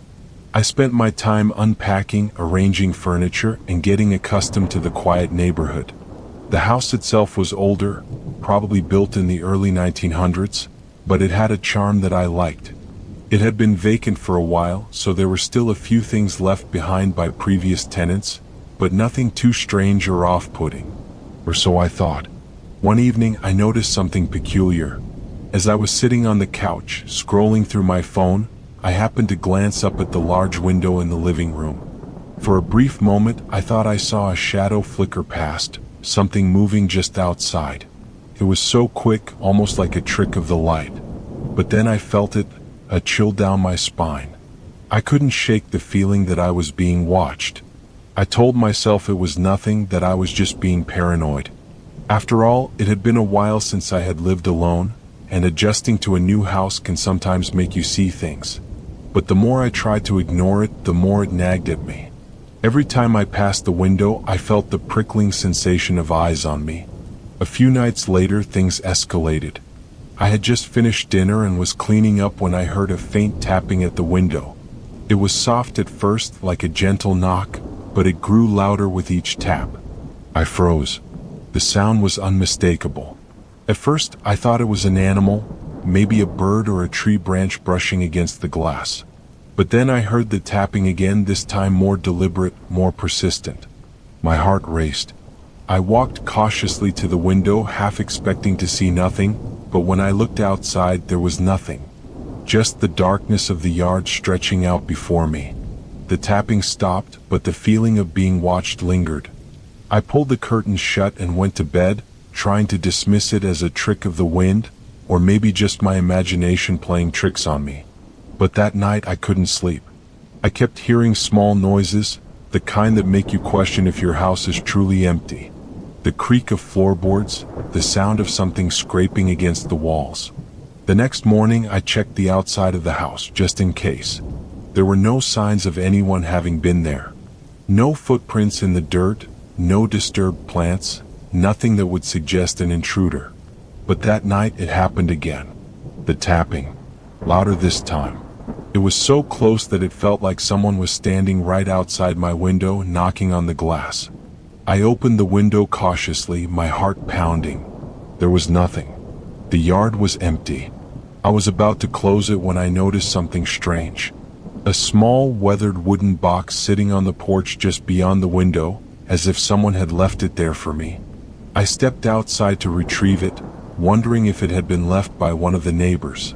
When I opened the box, I found a small, framed photograph of the house. It was an old black and white photo taken years ago. In the photo, the house looked slightly different. There was a large oak tree in the yard, and the fence was in better condition. But the most unsettling thing about the photo was the figure in the window. It It was hard to make out, but there was clearly a person standing there. A silhouette, their face obscured by the shadows. Someone had been watching the house long before I had ever moved in. I couldn't shake the feeling that this was no coincidence. The more I thought about it, the more I realized that something about the house was off. It was like I had been drawn here, and whoever had lived here before me had left behind something. A presence, a memory, or maybe even a warning. I tried to tell myself it was just an old photo, nothing more. But the next night it happened again. The tapping. This time it was more frantic, like someone was desperately trying to get my attention. I didn't hesitate. I grabbed my phone and called the police. I told them about the tapping, the strange photograph, and how I felt like I was being watched. When they arrived, they searched the house and the property, but they found nothing out of the ordinary. There were no signs of a break-in, no evidence of someone having been outside my window. The officers were polite but clearly skeptical. They told me it was probably kids playing pranks and suggested I lock up and try to get some sleep. I didn't feel reassured. Over the next few days, the strange occurrences continued. The tapping, the feeling of being watched, and that eerie photograph. I started to notice other odd things around the house. Scratches on the walls, faint impressions in the carpet like someone had been pacing back and forth. It was as if the house itself was trying to tell me something. Then, one afternoon, I was sitting in the living room when I heard something that made my blood run cold. A voice. It was faint but unmistakable. A whisper. It was coming from the window as though someone was speaking directly into the glass. I ran to the window, but there was no one there. My heart pounded in my chest as I pressed my face to the glass, peering into the yard. For a moment, I thought I saw something moving out of the corner of my eye. A figure just beyond the trees. It was gone before I could focus on it. That was when I realized whoever had been watching me had never really left. They were still here, still in the house, still waiting.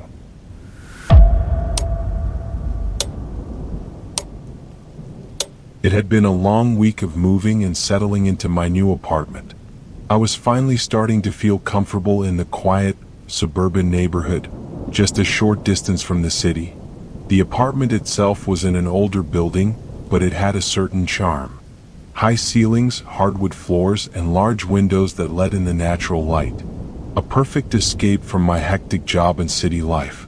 It was a Friday night when things started to take a turn.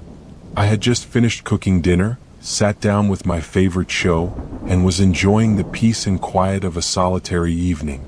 As the night wore on, the apartment grew darker, the only light coming from the television screen. I had just begun to doze off when I heard it, a faint scratching sound. At first I thought it might be the wind.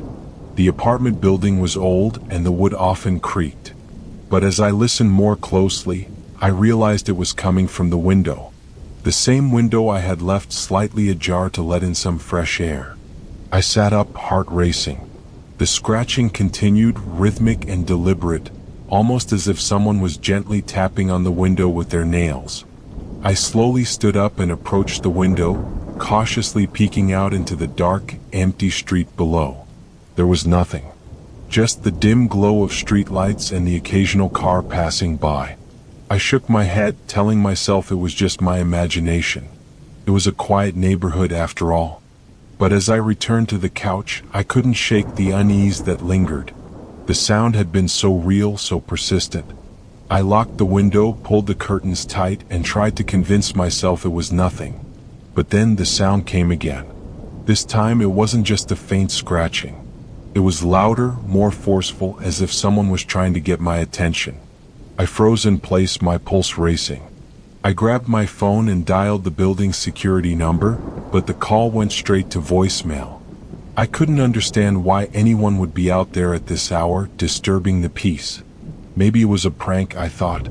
But still, the feeling of being watched was overwhelming.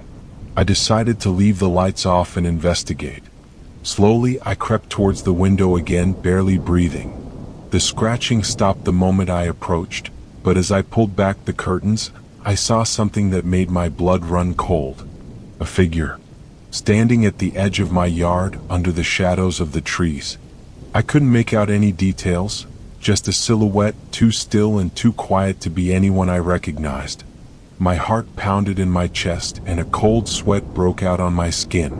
I backed away from the window, clutching my phone tightly. My thoughts raced. Should I call the police? Was someone trying to break into my apartment? I couldn't shake the feeling that someone was out there watching me, waiting. But as quickly as the figure had appeared, it was gone. No movement, no sign of life. The yard seemed empty once more.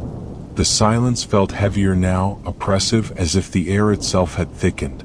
I stayed in my apartment, too afraid to go outside and too afraid to sleep. Every creak of the building, every gust of wind against the window made me jump. I kept the lights off, hoping that whoever, or whatever, was watching me wouldn't notice I was still awake. But the silence only seemed to intensify the feeling of dread that had settled deep in my gut. The next morning I was exhausted. I hadn't gotten a wink of sleep, and my mind was a blur of fear and confusion. I told myself I had imagined the whole thing, maybe it was a dream or just a trick of the light. But as I walked past the window, something caught my eye. There, on the outside of the glass, was a handprint. It wasn't clear at first, just a faint impression on the window pane, but as I looked closer, I could see the outline of fingers, smudged against the glass. It was as if someone had been pressing their hand against the window from the outside, trying to get in. My stomach turned, and I felt a wave of nausea wash over me. The scratching, the figure, the handprint, they couldn't have been coincidental. Someone had been outside my window. Someone had been watching me.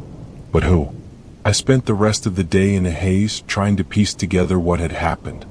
I checked the locks on all the windows and doors, double-checked the security system, and even went outside to see if I could find any signs of an intruder. But there was nothing. No footprints. No signs of anyone being in the yard. It was as if the night before had never happened. But I knew it had. The handprint was still there, staring back at me. That night I took extra precautions. I locked the windows, closed the curtains tightly, and even set up a small camera on the nightstand just in case. I told myself that if anyone came back, I would have proof. The scratching never came again. The figure never appeared. But I still couldn't shake the feeling of being watched. I checked the camera footage the next morning, hoping to find some explanation, hoping that I had just been paranoid. But there was nothing. No movement. No figure. No evidence of anything strange. I couldn't explain it. The handprint was gone by the next day, as if it had been wiped away. The feeling of dread remained, though, lingering in the corners of my mind. I tried to forget about it, to move on, but every time the wind howled outside or the trees swayed in the yard, I couldn't help but wonder who had been standing outside my window that night, and why.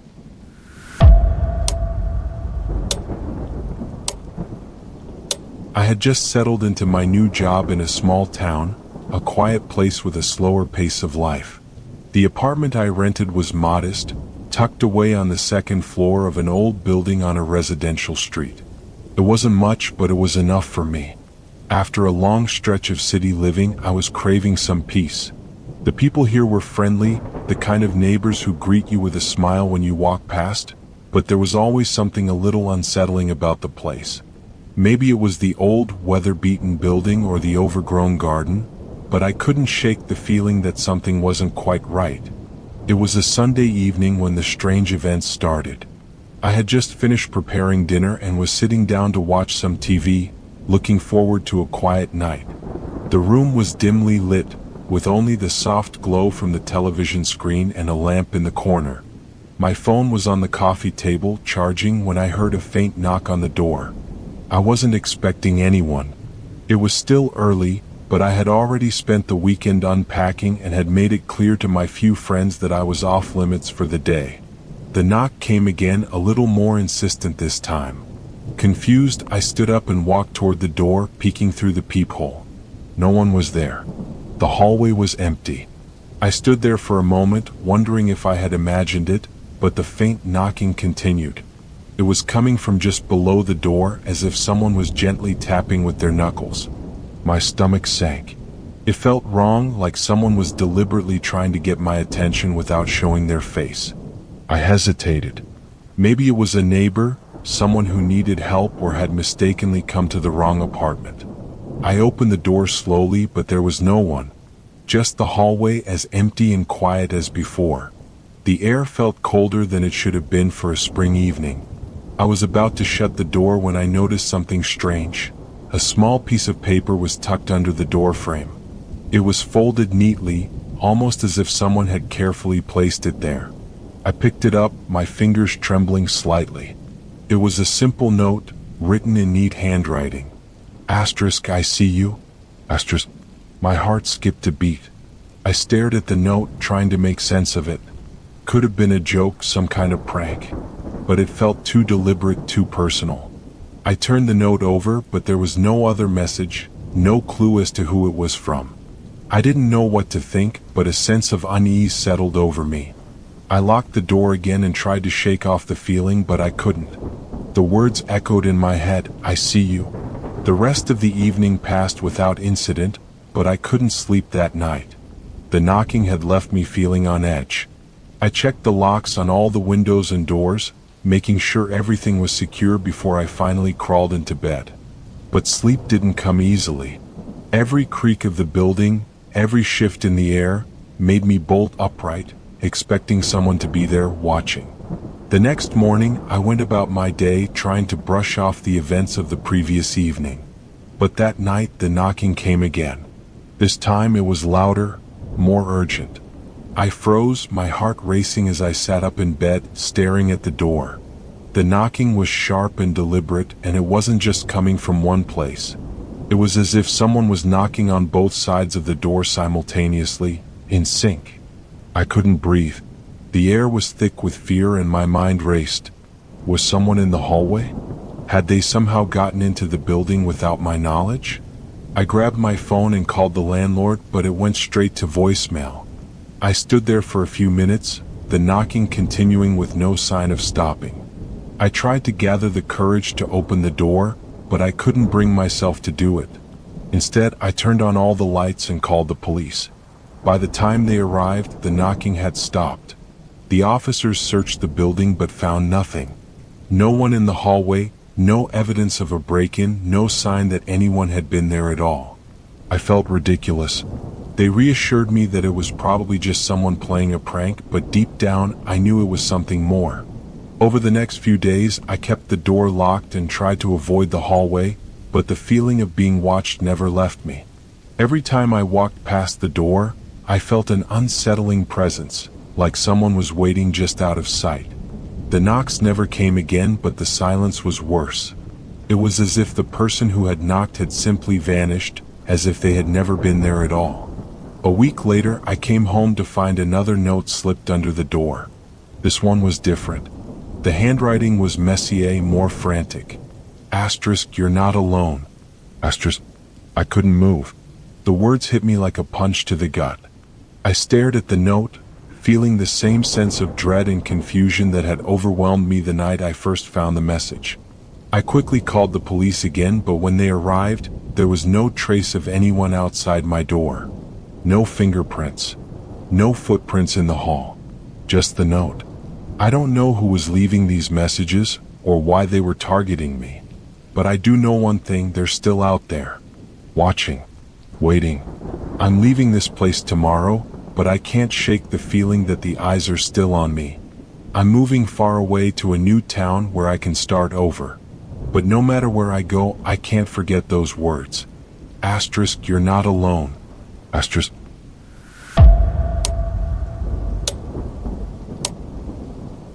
I had just moved into a new apartment in a quiet suburban neighborhood, the kind of place where people smiled at you as you passed by and where the sound of lawnmowers and children playing filled the air. I wasn't looking for excitement, just peace and a fresh start after a rough year. The building was an old brick structure with a few tenants scattered throughout. I didn't expect to make close friends, but it seemed like a perfectly normal place to live. My next-door neighbor, a woman named Linda, was the first person I met in the building. She was friendly, a bit reserved, but always polite. She had a small dog, a scruffy terrier that would bark at anyone who walked by. Linda and I exchanged pleasantries a few times in the hallway, and she seemed like the kind of person who preferred to keep to herself just like I did. It didn't take long for me to settle into my apartment and get into the rhythm of things. Then, about a week after moving in, something strange happened. One evening, I was returning home from work and saw Linda in the hallway, looking a bit disheveled. Her hair was tangled, and she was wearing the same clothes she had on the day before. At first, I thought she might just be having a rough day, but there was something off about her demeanor. She wasn't smiling, and she wasn't even looking at me when I said hello. She just stared straight ahead, almost like she didn't recognize me. "Hey Linda, you okay?" I asked, my voice tentative. She didn't respond immediately. After a few seconds, she slowly turned her head to face me, her eyes wide and vacant, like she had been lost in thought. Then, with a forced smile, she muttered, "I'm fine. Just tired. Really tired." I didn't think much of it at the time. People have off days. Maybe she was dealing with something personal. But that encounter stuck with me, and I couldn't help but feel uneasy every time I passed her apartment after that. I noticed that Linda seemed to be home a lot, always in the hallway or just standing near her door, staring into space. The dog would still bark, but Linda would often ignore it as if she didn't even hear it anymore. It was like she was becoming a ghost in her own home. A few days later, I saw something even stranger. It was late in the evening when I heard the muffled sound of knocking on the door next to mine. I glanced at the clock, almost 10 p.m. It seemed a bit late for a visit, especially since I hadn't seen anyone around that day. Curious, I peeked through the peephole of my door to see if Linda had any company. But no one was there. The knocking stopped after a few moments, but I couldn't shake the feeling that something wasn't right. The next morning, I noticed that Linda's door was still closed, and the dog was barking nonstop inside. The barking seemed louder than usual, like it was frantic, almost as if it was trying to get someone's attention. I decided to knock on her door to check on her. No answer. I knocked again, a bit harder this time, but still nothing. The door wasn't locked. When I pushed on it, it opened slowly.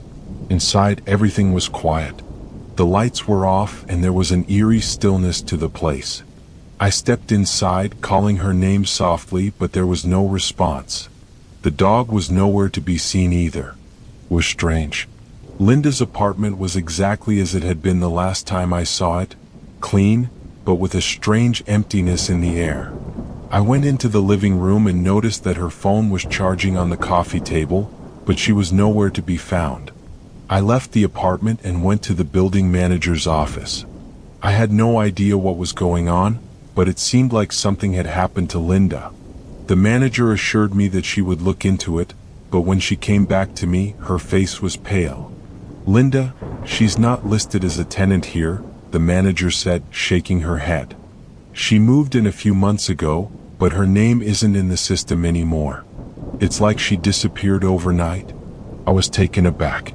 What did that mean? Had she left? But why had everything in her apartment been left behind? I couldn't wrap my mind around it. There were no signs of a struggle, no evidence that Linda had packed up and moved away. I tried calling Linda's phone, but the line was disconnected. The following days were even stranger.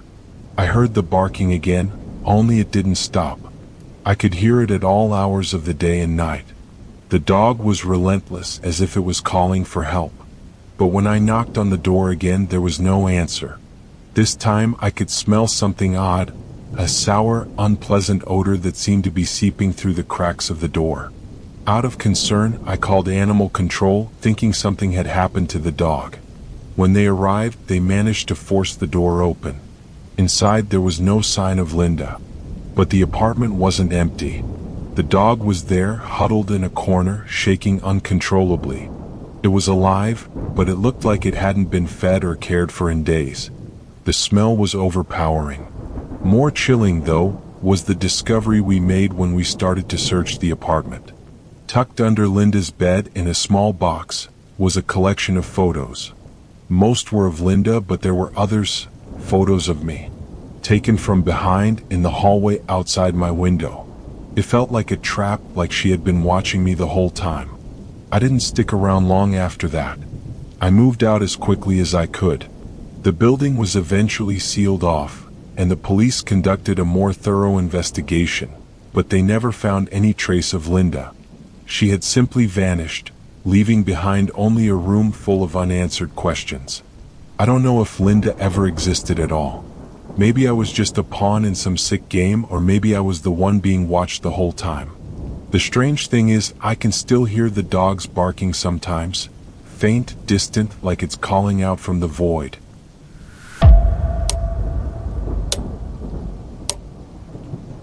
I worked the night shift at a convenience store in a quiet, out-of-the-way town. It's the kind of place where people don't really stop unless they have to, and the only real excitement is the occasional car driving through. Most of the time, my shift is uneventful. Just me, a few bags of chips, and the low hum of the refrigerator.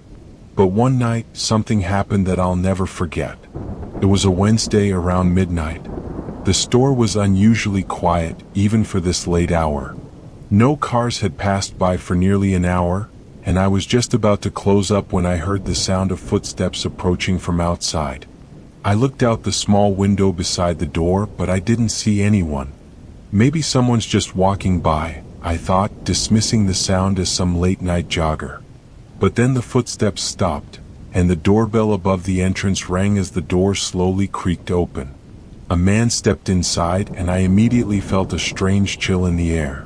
The man was tall and thin, with unkempt black hair and a dark hoodie that obscured most of his face. He didn't say anything at first, just walked up to the counter and placed a pack of gum on it. He had a strange air about him, almost like he didn't belong here. I forced a smile as I rang up the gum. "Anything else?" I asked, trying to keep the conversation normal. He didn't answer. Instead, he just stood there, staring at me with piercing, empty eyes. It felt like he was looking right through me, and I had to fight the urge to look away. There was something about him that was unsettling, like he knew something I didn't, or like he was waiting for something to happen. I handed him his change, and as he took it, he muttered, "You're not supposed to be here." I blinked, not sure if I heard him correctly. "What?" I asked, my voice a little shaky. "You're not supposed to be here," he repeated, his voice barely audible, like he was speaking in a trance. I chuckled nervously, unsure how to respond. "Well, I work here, so I kind of have to be here." He didn't seem to register my response. He just turned and walked toward the door, his steps slow and deliberate. I couldn't shake the feeling that something was wrong, but I didn't know what it was. My shift was almost over, and I was ready to go home, so I tried to put it out of my mind. But as he reached the door, he paused. "I'll be back," he said quietly, his voice barely above a whisper. The door closed behind him, and I watched as he walked into the darkness, disappearing into the night. I didn't think much of it at first, but something about his words echoed in my mind. "I'll be back." I finished my shift a little while later, trying to brush off the encounter. But as I locked up the store and stepped outside, I couldn't shake the feeling that I was being watched. The night air felt colder than usual, and the silence was almost oppressive. There were no street lights around the store, and the only illumination came from the weak glow of the store's sign. As I walked to my car, I heard the unmistakable sound of footsteps behind me. I froze. It was too quiet for it to be anyone else. The sound of the footsteps was too deliberate, too steady. I turned around, but no one was there. I quickened my pace, trying not to panic, but the footsteps kept following me. Every time I turned to look, there was no one in sight. I felt like I was being hunted, like something was closing in on me, and I had no idea where to go. I reached my car and fumbled with the keys, my hands shaking. Just as I opened the door, I heard the voice again.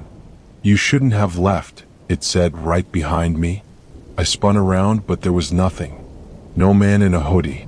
No sign of anyone at all. I got into my car as fast as I could and drove off, not looking back. I didn't stop until I was far enough away, parked at a 24-hour diner a few miles outside of town. I sat in the parking lot for a while, trying to calm down, but my heart was still racing. I couldn't shake the feeling that I had narrowly escaped something terrible. The next morning, I woke up and tried to forget about it. I told myself it was just some weird encounter with a strange person. Maybe I was just tired, or maybe my mind had been playing tricks on me. But that afternoon, I decided to go back to work, hoping the night's events were just a one-off thing. When I arrived at the store, something immediately felt off. The door was slightly ajar, even though I had locked it the night before. I pushed the door open cautiously and stepped inside. The store was eerily quiet, and everything seemed in its place, except for one thing. On the counter, where I had left my register keys the night before, was a small slip of paper. I picked it up. It was a note written in shaky handwriting. Asterisk, I told you I'd be back. Asterisk. I felt my stomach drop.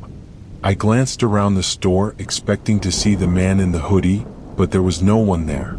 The store was empty, as quiet as ever.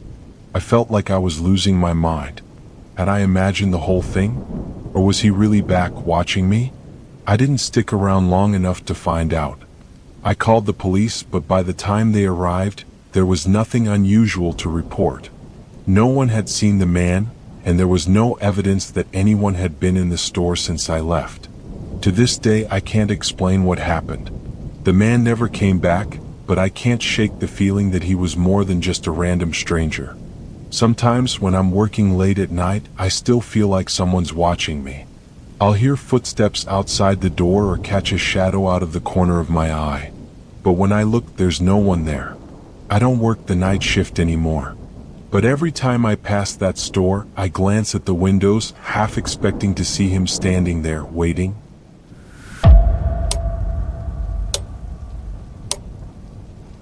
It was around 2:30 a.m. when I found myself driving through a desolate stretch of highway, the type of road where nothing but the occasional flicker of a distant light breaks the monotony of endless fields. I had been on the road for hours, coming back from a business trip in the neighboring state. The sky was pitch black, and the only sounds were the hum of the tires against the asphalt and the soft crackling of the radio. I had planned to stop for gas at the next rest stop, but I hadn't seen anything resembling a gas station for miles. My fuel gauge was nearing empty, and I knew I needed to find one soon before I ran out completely. Finally, just as I was beginning to panic, a flickering neon sign appeared in the distance, outlining the silhouette of a small rundown gas station. I sighed with relief and pulled into the gravel parking lot, which was eerily quiet. The station seemed deserted, and the only light came from the flickering neon open sign above the pumps. The air smelled of stale gasoline and something faintly metallic. I was too tired to care. I just needed to fill up and get back on the road. I stepped out of the car and stretched my stiff legs, glancing around. The place felt wrong. The building was old, the kind of place you wouldn't stop at unless absolutely necessary. The flickering lights gave the whole area an unsettling feel, casting long, jagged shadows across the cracked concrete. I started pumping gas when I noticed the attendant standing by the door of the small convenience store. He was just staring at me, his face barely visible in the dim light. I thought it was strange, but I tried to brush it off. He didn't move, didn't wave, didn't even acknowledge my presence. It was as though he was waiting for something. I finished filling up and went to pay, hoping to get in and out quickly. As I approached the door, the attendant stepped forward to greet me, still not saying a word. He was tall, too tall for my comfort, and his movements were stiff, like he was trying to keep himself from moving too much. I gave him my credit card, and he took it without speaking, his eyes locked on mine in an unnervingly blank stare. The silence stretched between us for far too long. Then, without warning, he leaned over the counter and whispered, almost too quietly to hear, "You shouldn't be here." The hair on the back of my neck stood up and I froze. His voice was low and strange, filled with a kind of emptiness. I didn't know how to respond. I didn't want to respond. But before I could react, he grabbed the receipt and handed it to me without a word. I quickly stuffed the receipt in my pocket and turned to leave, but as I walked back toward my car, I noticed something strange. There was a faint sound, like a low hum, coming from the dark area near the back of the station. It was hard to tell exactly where it was coming from, but it was unsettling. I glanced around, feeling like I was being watched. I got into my car and started the engine, but as I was about to pull out of the parking lot, I saw something that made my blood run cold. In the rearview mirror, I saw a shadow move across the far end of the lot, near the old, dilapidated building. I froze. It was a person just standing there. They were completely still, almost too still. I couldn't make out their face, but their figure was unmistakable. I immediately shifted the car into drive and accelerated, not looking back. As I drove away, I couldn't shake the feeling that something was off about the whole situation.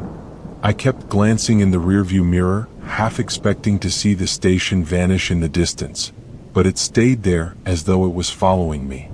I made a mental note to never stop at that gas station again.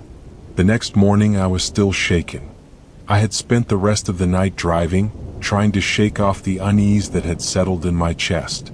The whole experience felt surreal, like a dream. But as I approached my destination and checked my phone, I saw something that made my heart skip a beat. There was a news story from the night before. A small gas station on the highway about 50 miles from where I had stopped had been the site of an accident. A car had crashed into the station, and both the driver and the attendant had been killed instantly. The station had been closed down ever since, the police declaring it unsafe. I stared at the headline, my mind racing. The attendant I had spoken to, the one who had whispered those strange words, he had been dead for over a year. I didn't want to believe it. I didn't want to accept what I was reading, but the facts were undeniable. The gas station I had stopped at had been abandoned for months, its lights and pumps still flickering in the dark. The figure I had seen standing in the back of the lot, it wasn't human. I haven't been able to stop thinking about that night. Was I just exhausted imagining things? Or was something far more sinister at play? The strange thing is, I can't shake the memory of that attendant's eyes. His stare was empty yet familiar, almost like he was trying to warn me, trying to stop me from making a mistake. I haven't gone back to that stretch of highway since, but sometimes late at night when I close my eyes, I swear I can still hear the hum of the old gas station calling to me.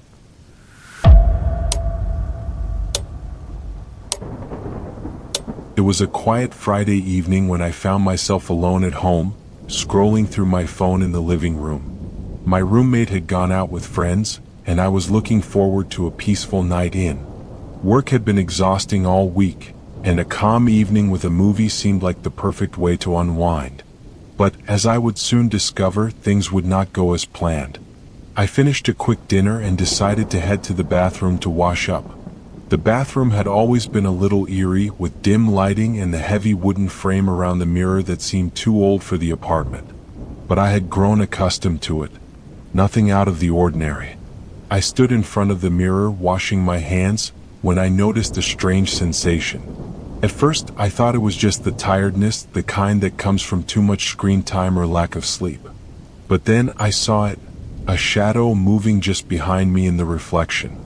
I whipped around quickly, expecting to see something in the room with me, but there was nothing. The bathroom was empty. I turned back to the mirror, trying to calm myself. Maybe it was a trick of the light, I thought. But then I saw it again. The figure in the mirror standing just behind me. It was tall, unnaturally thin, dressed in what looked like a dark coat. The face was barely discernible, a blur of pale skin and dark eyes. My stomach twisted with unease. My reflection was the same as always, but behind me in the glass, the figure stood motionless, staring. I took a step back, my heart pounding in my chest. "This is just my imagination," I muttered under my breath. But when I looked again, the figure had moved slightly closer, its head tilted in an unnerving way. That's when I heard the whisper. It wasn't from the figure, but from somewhere else in the room. It was soft at first, like a breath or a murmur. I turned, panic rising in my chest, but again the room was empty. My heart raced as I backed away from the mirror, feeling like something was wrong, like I wasn't alone anymore. I decided to leave the bathroom, but as I walked out, I felt eyes on me. The chill of the room seemed to follow me down the hallway. The air felt colder, heavier. I tried to shake it off, but I couldn't. I grabbed my phone and texted my roommate, asking when she'd be back, but got no reply. For the next hour, I tried to distract myself. I watched TV, but nothing seemed to calm my nerves. Every noise in the apartment made my skin crawl. A creak of the floor, a door clicking shut. I couldn't shake the feeling that someone was in the house with me. It was then I heard the knocking. At first, it was faint, as if someone was tapping gently on the bathroom door. I stood still, frozen. The knocking came again, louder this time. My heart raced and my mind raced with possibilities. Could it be my roommate? But she wasn't due back for hours. And the knocking, it wasn't a friendly, casual knock. It was insistent, almost demanding. I hesitated for a moment and then decided to investigate. I grabbed a nearby broomstick for protection, just in case. I slowly approached the bathroom door, my hand shaking as I reached for the handle. As soon as I opened it, the room was still. Empty. The bathroom quiet, just as it had been before. I let out a breath of relief, but as I turned to leave, I saw something in the corner of the mirror. The figure was there again. This time it was closer. I could see its face now, pale, hollow eyes, a mouth twisted into a grin that stretched too far. Its hands, long and bony, were pressed against the glass as if trying to get out. The reflection of my own face had disappeared. I slammed the bathroom door shut, locking it behind me, my hands shaking violently. My mind raced. How could this be happening? The figure in the mirror, it wasn't just a reflection anymore. It was something more, something real. I quickly grabbed my phone again, trying to call my roommate, but there was no signal. The apartment had a strange dead spot in the hallway where calls never went through. I rushed to the living room, trying to dial again, but the phone refused to connect. The knocking returned, louder. And then the whispers. They grew more distinct this time, like a conversation happening just behind me. I spun around, expecting to see someone there. Nothing. Just the dark hallway leading to the bathroom. Then I heard it, a soft, childlike giggle. It was coming from the bathroom. I felt a cold sweat break out on my forehead as I slowly approached the door again. This time I couldn't ignore it. I had to know what was happening. I turned the handle once more, pushing the door open with my broomstick held tightly in my hand. The bathroom light flickered. What I saw made my heart stop. The figure wasn't just behind the mirror anymore, it was coming through it. Its arms reached through the glass, pale fingers wrapping around the edges. Its mouth opened wide, stretching impossibly far, its grin growing. I could hear the scraping of its fingers against the wood of the door as it tried to pull itself through. I backed away, stumbling over my own feet, and just as I turned to run, I felt a cold breath on my neck. A whisper. Asterisk, you shouldn't have looked. Now you're mine. Asterisk. I screamed, running out of the apartment, slamming the door behind me. The moment I stepped outside, the oppressive feeling lifted, but the whisper stayed in my ears. The next day, when I returned to the apartment, everything seemed normal. My roommate was home, and there was no sign of anything unusual. But when I stepped into the bathroom to check, I noticed something horrifying. The mirror was cracked. I haven't been able to bring myself to look into it since. And every time I pass the bathroom, I feel like someone is watching me from within. I know the figure is still there, waiting for the next time I'm foolish enough to look.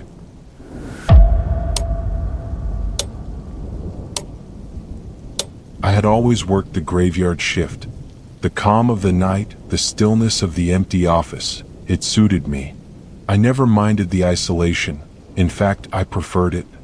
The world seemed quieter when the sun wasn't up, and my mind felt clearer without the distractions of the day. It was a routine I had grown comfortable with, until that night. I worked as a night security guard for an old, seemingly forgotten warehouse at the edge of town.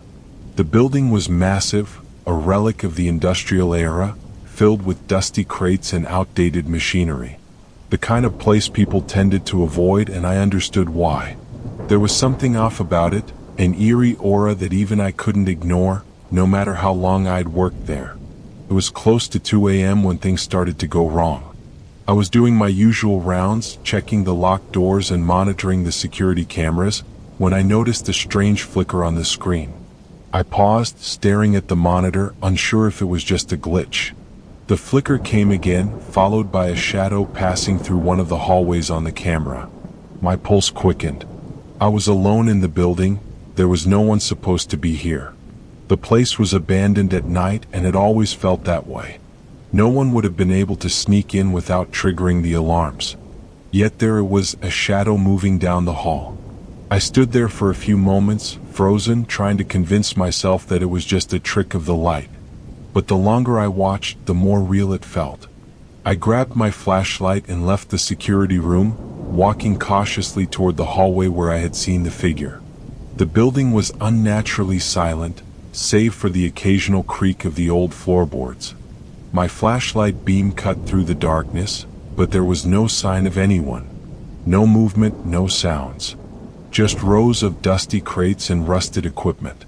I made my way through the maze of aisles, my footsteps echoing in the silence. As I rounded a corner, I saw something that made my stomach drop. There, standing at the end of the hallway, was a figure. A person. Or at least it looked like one. A tall, thin shape, hunched over slightly, standing perfectly still in the darkness. I couldn't make out any details. It was as if the shadow of a person had materialized in the room. "Hello?" I called out, my voice shaky. "Is someone there?" No response. Just the quiet rustling of the air vent above me. I took a few tentative steps forward, my heart pounding in my chest. And then, just as quickly as it had appeared, the figure was gone. Vanished. I stood frozen, trying to make sense of what I had seen. My breath came in short bursts, and I could feel the hairs on the back of my neck standing on end. Maybe it was just a trick of the light. Maybe I was imagining things after hours of staring at security cameras and walking through empty halls. But deep down, I knew what I had seen wasn't normal. I turned around, walking back toward the security room, trying to shake the feeling of unease that had settled over me. I was almost at the door when I heard something behind me. A footstep. Then another. I stopped dead in my tracks. Slow, deliberate steps echoed through the hallway. Someone, or something, was following me. I spun around, my flashlight beam sweeping across the corridor, but there was no one there.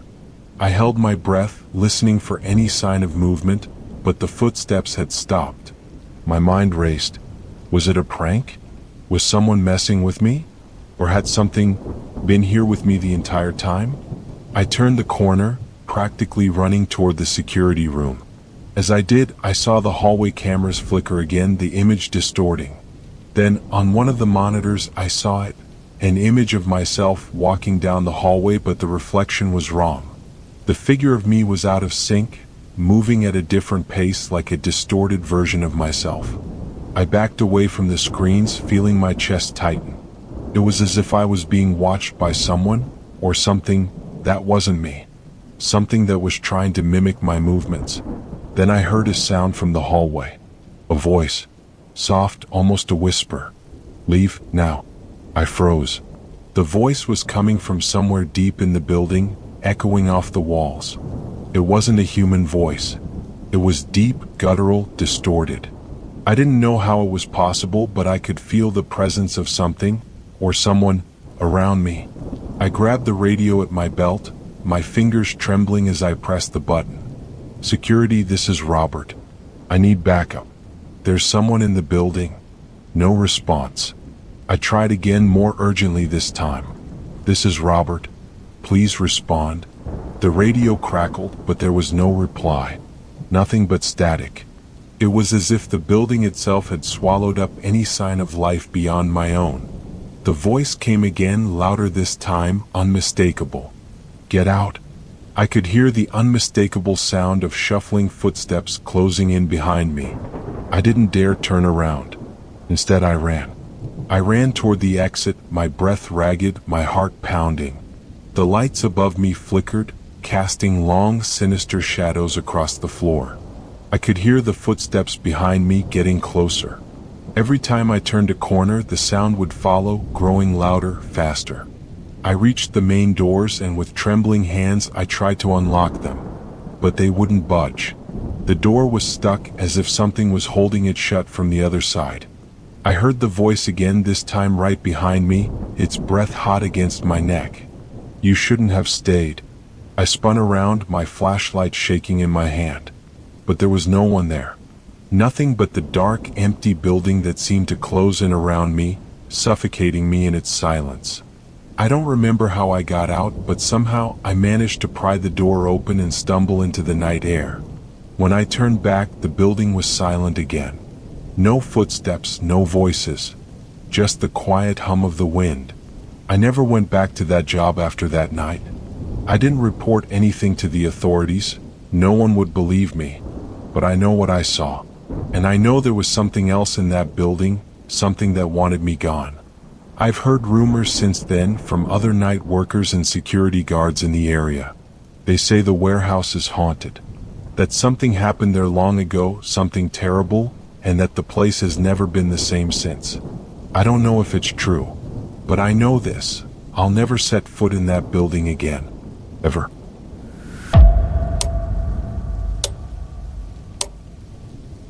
It was supposed to be a simple weekend getaway. My friend Sarah and I had decided to escape the city for a couple of days, far from the noise and stress. We rented a cabin in the woods, a place that promised peace and quiet, surrounded by towering trees and the sounds of nature. No internet, no distractions, just fresh air and a break from our hectic lives. What we didn't expect was the horror that waited for us. The drive was long and we arrived at the cabin late in the afternoon. The setting sun cast an orange glow over the forest, and the place looked picturesque, just like the listing photos online. The cabin itself was small, rustic, and charming. The perfect retreat, or so we thought. After unloading our things, we settled in and decided to take a walk around the property. The air was cool and the forest was quiet, almost too quiet. We joked about how eerie the place felt, but it was all in good fun. We spent the evening playing cards, cooking dinner, and talking about everything and nothing, but something about the cabin seemed off. It wasn't until the sun set completely and we were inside with the lights on that the unease really started. The first thing that happened was the tapping sound. At first, it was faint, almost like the wind hitting the window, but after a few minutes, it became more rhythmic, more deliberate. Sarah asked, "Did you hear that?" I nodded, but I didn't want to acknowledge it out loud. It could have been a branch scraping the side of the house, I reasoned. Still, the sound persisted. I tried to ignore it, but then the tapping grew louder. I glanced out the window but saw nothing, just the pitch-black forest. The lights inside the cabin flickered. I glanced at Sarah, who was staring at the ceiling, wide-eyed. "I don't like this," she said, her voice trembling. I tried to brush it off, but the tension in the room was thick. Then we heard it, something louder, more distinct. A slow creak. The sound of something heavy moving on the porch just outside the door. Without thinking, I grabbed the flashlight and stepped cautiously toward the front door. As I reached for the handle, I noticed something strange. The lock, normally a simple turn, was jammed. Something was blocking it from the outside. I tugged at the door, panic rising in my chest. The creaking sound continued, followed by a faint dragging noise like someone, or something, was scraping something heavy across the porch. "Sarah, get back. Call the police," I said, my voice shaking. I had no idea what was happening, but I knew one thing for sure: we weren't alone. Sarah dialed the phone, but the call wouldn't go through. No signal. The cabin was isolated, far from any town or civilization, and now we were cut off from the outside world. I paced back and forth trying to think. The floorboards creaked underfoot and I could feel my heart pounding. Just then we heard a knock on the door. Not a normal knock. It was slow, deliberate, almost methodical. Asterisk knock. Pause. Knock. Pause, asterisk. It wasn't a visitor. It wasn't a neighbor. It was something else. I froze. My mind raced. What could we do? There was no way we could escape. The car was parked outside, but even if we got to it, the person, whatever it was, could be waiting for us. Suddenly, there was a loud bang on the door, followed by a scraping sound as something slid across the wood. It was as if someone, was trying to break in. The fear in Sarah's eyes was evident. She whispered, "What is that? What do we do?" I couldn't think straight. I grabbed a chair and wedged it under the doorknob. But the banging continued, louder now, and the door seemed to shake with each impact. Then, in the dim light, we saw something that made my blood run cold. A shadow. It appeared at the window, tall and thin, moving past the glass like it was looking for something, or someone, inside. It was as if the shadow itself had a mind of its own, not just the shape of a person, but something twisted and unnatural. My breath caught in my throat.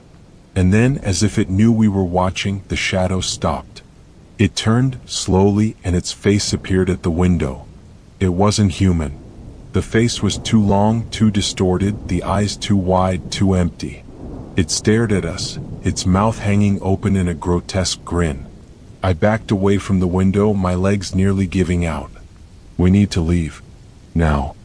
I grabbed Sarah's hand, but she was frozen in place, unable to tear her eyes away from the figure outside. Before I could say anything else, the door flew open with a violent crash. It wasn't the wind or anything natural. It was as if someone, or something, had forced it open. The door slammed against the wall, and standing in the threshold was the same shadow we had seen at the window. It didn't move toward us, but the air in the cabin grew colder, a biting chill that made my skin prickle. I could feel my fingers growing numb, my breath coming in visible puffs. The figure didn't speak, didn't make a sound. It just stood there watching us. A silent threat that felt more dangerous than anything I could have imagined. I grabbed Sarah and we ran for the back door. The figure didn't chase us, but we didn't need to look back to know it was following us. We reached the woods and ran for what felt like miles. The darkness of the forest seemed to close in around us, but we kept going, not daring to stop until we finally stumbled onto a dirt road where a passing car stopped to help. We never went back to that cabin. We reported the incident, but no one believed us. They said we'd been spooked, that there was nothing out there. But I know what we saw. Something was waiting in those woods. Something that wanted us to stay.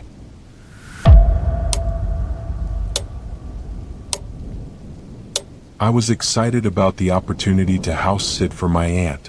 She had a beautiful home on the outskirts of town, far enough from the hustle and bustle to feel peaceful but close enough to run errands when needed. I was going to spend the weekend there, taking care of her plants, cleaning up, and enjoying the solitude. Little did I know that weekend would be filled with terror, and the house would never feel the same again. The house was located in a secluded area, surrounded by tall trees and a thick fence, giving it a sense of privacy. It was the perfect place to escape from city life. The first night was uneventful. I settled in, unpacked my things, and got comfortable. I sat down with a book in the cozy living room, listening to the sound of the wind outside. Everything seemed calm. That night, I woke up suddenly to a loud thud from somewhere in the house. I sat up in bed, my heart racing. At first, I thought it was just the house settling. But then I heard footsteps, slow, deliberate, like someone was walking through the hallway. I froze, holding my breath. It was nearly 2 a.m. and I was the only one in the house. Or at least I thought I was. I tried to convince myself it was just my imagination.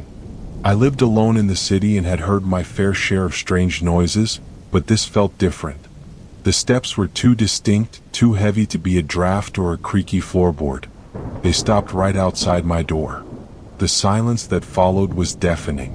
I finally worked up the courage to get out of bed and check. I walked down the hallway, every step feeling heavier than the last. The lights flickered as I reached the top of the stairs, and I almost felt like I wasn't alone. I grabbed my phone and texted my aunt, asking if she had left anything on in the house, but she didn't reply. The phone screen showed no new messages, and I hesitated before opening the door. Nothing was there. I sighed with relief, but I couldn't shake the feeling that something was wrong. I went back to my room and locked the door behind me. The rest of the night passed without incident, but I hardly slept. The next day, I tried to go about my business, but the sense of unease followed me wherever I went in the house.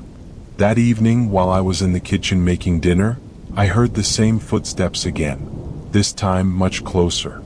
My pulse quickened. I turned toward the hallway, but there was no one there. I was starting to lose my nerve. I locked the back door and checked the windows. Everything seemed secure. Later that night, I decided to do a quick walk around the property, hoping to ease my nerves. The house had a huge yard with a small garden out back, a long driveway, and a large garage. The area was quiet, with no neighbors for miles. The only thing I could hear was the rustling of the trees. But as I walked around the corner of the house, I saw something that made my blood run cold. There, standing just inside the boundary of the property, was a figure. A tall, thin figure standing perfectly still, watching the house. The moonlight barely illuminated the figure, but I could make out a pale face, hollow eyes, and a dark silhouette that sent a chill through my body. My first instinct was to run, but I froze in place. I could feel my heart pounding in my chest. Who was this person? Why were they standing there, unmoving, just staring at the house? I slowly stepped backward, not taking my eyes off the figure. My feet felt like they were glued to the ground. When I finally turned to run back to the house, the figure did not move, but I could feel its presence, like it was watching me, following me in the shadows. I locked myself inside the house again, this time with every window and door secured. My hands shook as I tried to call my aunt, but her phone went straight to voicemail. I left a message telling her about the figure I saw, but she still didn't reply. The minutes felt like hours. The next morning, when I went out to check, there was no sign of the figure. I told myself it was a trick of the light, a figment of my imagination. But as the day passed, the strange events kept happening. The footsteps continued, always when I was alone, always close enough to make my skin crawl. I started seeing shadows moving out of the corner of my eye, figures that disappeared when I turned to look. Then the most terrifying thing happened. That evening, as I was sitting in the living room, I heard a faint knock on the front door. I got up to check, my heart racing. When I opened it, there was no one there. But the feeling of being watched, of someone lurking just outside, was almost suffocating. I closed the door quickly, locking it behind me. But when I looked at the floor, I saw something that made me freeze.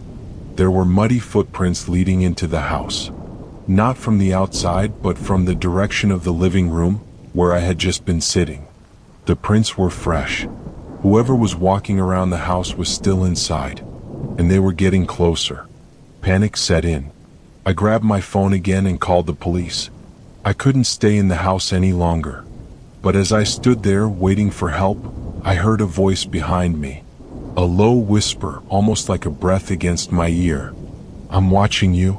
I turned around in a frenzy, but no one was there. The house felt like a trap, the walls closing in on me.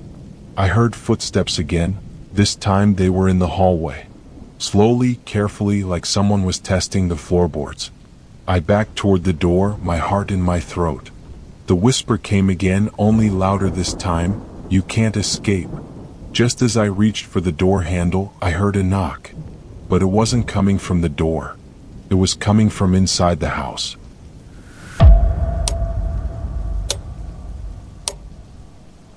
I had always hated working the night shift, but it was the only way I could pay my bills.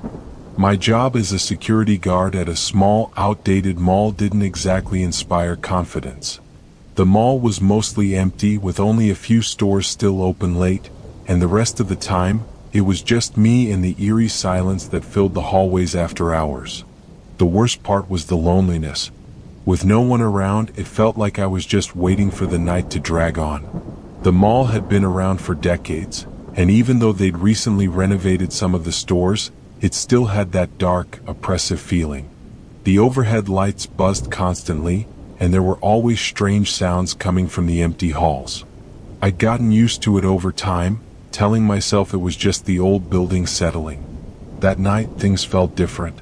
I arrived for my shift at 10 p.m., right when the last store closed, leaving only a handful of employees finishing their tasks. The security office was on the second floor, with a perfect view of the entire mall. It was a small, cramped room with a couple of old monitors, but it did the job. I sat down and got to work, switching on the security cameras and watching the empty halls. The first hour was uneventful. I scrolled through my phone to pass the time, checking the news, playing a game. But then, at around 11:30 p.m., I heard something that made me pause, a soft tapping sound. It was faint, almost like a footstep, coming from the direction of the food court. I frowned and looked at the security monitors. Everything looked empty as expected. I shrugged it off, assuming it was just the building creaking again. But then it happened again, this time louder. The tapping sound was followed by a soft scraping noise, like something dragging along the floor. I felt a shiver run down my spine. I wasn't supposed to leave the security office, but the curiosity gnawed at me. I grabbed my flashlight and made my way to the food court. The area was dark, with only a few emergency lights flickering above. I walked slowly, shining my flashlight around, but there was no sign of anyone. The food court was completely deserted. As I stood there, I couldn't shake the feeling that something was off. I looked toward the farthest corner of the court, where an old kiosk had once been, now completely abandoned. That's when I saw it. There, in the corner, was a figure. At first, I thought it was a person, but as I focused, I realized it wasn't. The figure was tall and thin, standing unnaturally still, facing the wall. Its back was hunched, and it seemed to be staring at nothing. I froze in place, the flashlight trembling in my hand. I called out, but the figure didn't move. "Hey!" I shouted, my voice echoing in the empty space. But the figure remained motionless. My heart was racing, but I forced myself to step forward. I didn't know if it was some prank, a homeless person, or something else entirely, but I couldn't just leave it there. As I took another step, the figure suddenly turned its head, and I nearly dropped my flashlight in shock. Its face was pale, almost sickly, with wide, empty eyes that seemed to pierce through me. It opened its mouth slightly, but no sound came out. I stepped back, my instincts screaming for me to run, but my legs felt frozen. I backed up slowly, keeping my eyes on the figure. Just as I was about to turn and flee, I heard a loud bang from behind me, followed by a scraping sound. I whipped around, my heart in my throat, but there was nothing there. The food court was still empty. I turned back to the figure, but it was gone. Completely vanished. I bolted back to the security office, slamming the door behind me. My breath was ragged as I tried to steady myself. I scanned the monitors, expecting to see something on the cameras, but everything was still. There was no sign of the figure, no movement in the food court. I sat there trying to calm myself, but the silence felt suffocating. The feeling of being watched never left, and every noise made me jump. Hours passed, and the unease grew. I decided to make a few more rounds just to be sure. But as I passed through the empty hallways, I couldn't shake the thought that something wasn't right. As I walked near the entrance, I noticed a flickering light near the escalators. It wasn't a normal malfunction. This one seemed deliberate. I turned the corner, and that's when I saw it again. The figure was standing at the base of the escalators, staring up at me with those hollow eyes. It was no longer motionless. The figure was slowly swaying from side to side, its limbs jerking at odd angles. I was paralyzed with fear. This time I couldn't move. My body refused to obey as the figure took a slow step toward me, then another, then another. I could hear the scraping sound again, like nails dragging across the floor. It was getting closer, its movements jerky and unnatural. Suddenly, the lights in the mall flickered again, and when they came back on, the figure was gone. I sprinted back to the security office, locking the door behind me. My heart was pounding in my chest, my mind racing. The lights went out completely, leaving me in total darkness. I could hear the scraping sound again. This time it was coming from inside the security office. I grabbed my phone, but it wouldn't turn on. I was completely isolated, and the figure was out there, somewhere in the mall.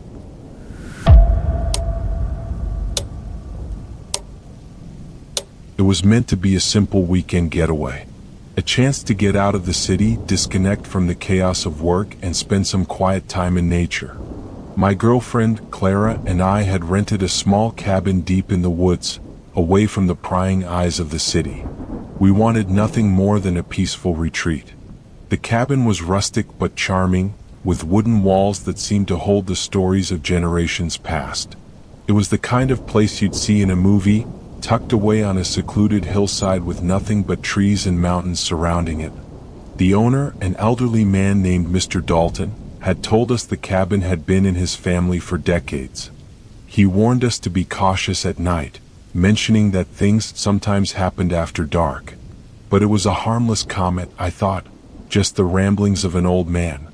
I wasn't one to put much stock in superstitions. The first night passed peacefully. We made dinner, enjoyed a bottle of wine, and settled into the cozy atmosphere of the cabin. But that night, as we lay in bed, I started to notice something odd. The house wasn't entirely silent. I heard faint noises, like footsteps or distant thuds, echoing through the wooden floors. I dismissed it at first, thinking it was just the house settling. Clara seemed to sleep soundly beside me, so I didn't want to disturb her. The next morning, the sun streamed through the windows, and I shrugged off the uneasy feeling. We went on a short hike to explore the surrounding woods. The beauty of the place was undeniable. The towering trees, the gentle rustling of leaves in the wind, and the silence that only nature can provide. But something about the cabin itself still felt off. I couldn't shake the feeling that I was being watched. That evening things took a turn. Clara and I had just finished dinner when we heard a loud bang from upstairs, like something heavy had fallen. We both froze, looking at each other, our faces filled with confusion. "Did you hear that?" Clara asked, her voice tense. "Probably just the wind or something," I replied, but my voice wavered slightly. It didn't sound like the wind. I went upstairs to check, but when I reached the top of the stairs, I saw nothing unusual. The room at the end of the hallway was locked, but the door wasn't fully closed, just slightly ajar. I pushed it open cautiously. What I saw sent a chill down my spine. The room was empty except for an old rocking chair in the corner. But it was moving, rocking slowly back and forth. The sound was soft, rhythmic, but unmistakably there. I stepped closer, trying to convince myself it was just a draft, but then the rocking stopped. In that moment, the air grew heavy, and I felt an overwhelming sense of dread wash over me. I turned around quickly and left the room, but as I passed the hallway mirror, I caught a glimpse of something that made my heart race, a shadow darting across the floor. I spun around, but again there was nothing. "Clara," I called out, my voice trembling. "We need to talk." We sat down in the living room, trying to make sense of the strange occurrences. I told her about the shadow in the mirror, and Clara's face turned pale. She confessed that she had been hearing whispers in the middle of the night, soft, indecipherable murmurs that seemed to come from the walls. She tried to ignore it, but now that I mentioned it, she couldn't deny that something strange was happening. That night, we locked all the doors and windows and turned off all the lights. I wanted to believe it was just our imaginations running wild, but the unease grew stronger with each passing minute. Around midnight, we heard it again. The unmistakable sound of footsteps, loud and deliberate, coming from the hallway outside our bedroom. I held my breath, listening. It was too heavy to be the house settling, too methodical to be an animal. The footsteps stopped just outside our door, and I felt the hairs on the back of my neck stand up. "Who's there?" I called out, my voice shaking with fear. No answer. I grabbed a flashlight and slowly opened the door, shining the beam down the dark hallway. The footsteps had stopped, but the air felt thick with tension. The shadows seemed to grow longer, twisting unnaturally in the dim light. Then the voice came, soft but distinct, like it was whispering directly into my ear. It was my name, but not in Clara's voice. "Jack," it whispered again, and this time it was louder. I spun around, searching for the source of the voice, but there was nothing. Clara was standing behind me, her face pale and wide-eyed, but she hadn't spoken. I took Clara's hand and we ran out of the house, not stopping until we reached the car. The engine roared to life, and I floored the gas pedal, speeding down the gravel road away from the cabin. As we drove, I glanced back at the cabin in the rearview mirror. It was just a shadow against the night, but for a split second I thought I saw something standing at the window, watching us. We didn't stop until we reached the nearest town, where we found a small motel and stayed for the rest of the night. The next morning we returned to the cabin to pack up our things and leave. When we entered the house, it felt wrong. The air was still thick, heavy with something we couldn't quite name. As we gathered our things, I noticed something strange. A small, old photograph on the table, which hadn't been there the night before. In the photo, there was a family standing in front of the cabin, their faces eerily blank. At the back of the group, standing apart from the rest, was an old woman with wide, empty eyes. That was when I realized the cabin wasn't just old. It was a place where people's spirits had been trapped, and something or someone was trying to make sure we stayed.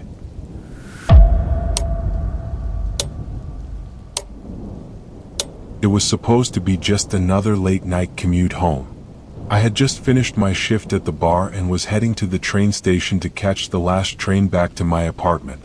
The city was quiet, the streets deserted, and the dim glow of the streetlights gave everything an eerie calm. I walked through the empty streets, and despite the late hour, I felt oddly peaceful. It had been a long week, and I was looking forward to getting some rest. The train station was almost as empty as the streets. Just a few people waiting on the platform, their faces pale and tired from the day's work. The overhead lights flickered as the train's arrival echoed through the silence. It wasn't unusual for the last train to be late, but tonight felt different, like the air itself was heavy with anticipation. I noticed a man sitting on the bench near the platform, his head down, hands clenched tightly around his bag. His odd behavior struck me, but I thought nothing of it, thinking he was simply tired like the rest of us. The train finally pulled in, its brakes screeching as it came to a stop.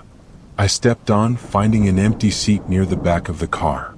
There were only a few passengers on board, and most of them seemed to be either dozing off or staring blankly out the window. I was about to settle in when I felt a sudden chill wash over me. The air in the train car seemed to grow colder, and I instinctively pulled my jacket tighter around me. As the doors slid shut and the train started moving, I felt a strange sense of unease. I glanced around, noticing that the few other passengers on the train had a certain blankness to their expressions. They weren't asleep, but they weren't awake either. They just stared ahead, their eyes wide open but unfocused, as if they were trapped inside their own minds. It was unsettling, but I tried to shake it off, thinking it was just my tired mind playing tricks on me. The train passed through the city, and the darkness outside seemed to stretch on forever. I kept glancing at the other passengers, trying to make sense of their strange behavior. Then I saw something that made my heart skip a beat. The man I had noticed on the platform earlier was now standing at the far end of the car. He was staring directly at me, his eyes wide open and his lips barely moving as he whispered something. I couldn't hear the words, but his gaze was intense, filled with something unsettling. I quickly looked away, trying to pretend I hadn't seen him. But when I glanced back a few seconds later, he was still there, closer now. His eyes were locked on mine, and this time, I could hear what he was saying, soft, rasping words that sent a chill down my spine. "Don't get off the train. Don't get off the train." His voice was barely a whisper, but it felt like it was echoing inside my head. I tried to ignore him, but my heart was pounding now, and I felt a growing sense of dread. I was almost certain I saw his hands twitching, like he wanted to do something, or perhaps he was trying to warn me. The train seemed to be moving slower than usual. The world outside the windows was a blur of shadows, and I couldn't shake the feeling that something was wrong. As we passed the next station, the doors opened, but no one got on. No one got off either. The train remained eerily still, as if suspended in time. I stood up, wanting to get away from the man who was still staring at me from the far end of the car. But as I moved toward the door, I froze. There was no one else on the platform. At first, I thought it was just the late hour, but as the train began to pull away, I looked out the window again. The city outside was different. The buildings, the streetlights, even the air, everything had changed. It wasn't the city I knew. It was darker, colder, as if I had stepped into a parallel world. The man who had been whispering to me was gone. But now I wasn't alone on the train. In the seats around me were figures, silhouettes of people with their heads down, their bodies hunched forward. But there was something wrong with them. Their faces were obscured by shadows, and their movements were jerky, like they were malfunctioning. It felt like they weren't quite real. I couldn't explain it, but the hairs on the back of my neck stood on end. I rushed to the door to get off at the next station, but when I tried to open it, the doors wouldn't budge. The train kept speeding along, faster now, and the city outside had completely changed. It was dark, the streets empty, the buildings decaying. I could hear faint sounds, whispers, low murmurs that seemed to come from the walls of the train. "Get off now." It was the man's voice again. I turned around, but he wasn't there. He was still on the train, his voice coming from nowhere, filling the air around me. The figures in the seats started to move, slowly rising, their eyes now wide open, staring at me with cold, lifeless eyes. They weren't human, not anymore. They were something else. Their movements were unnatural, like marionettes being pulled by invisible strings. "Get off, before it's too late." The whisper came again, louder this time. I rushed to the front of the train, my heart pounding, my breathing shallow. The door was locked. I pounded on it with my fists, desperately trying to get out. The figures were closing in on me now, their eyes glowing faintly in the darkness. And then the train suddenly stopped. The doors opened with a loud hiss, and the figures rushed toward me. I turned and ran, not stopping until I reached the station. But when I looked back, the train was gone, vanished into thin air, leaving nothing behind but an empty platform and a cold, oppressive silence.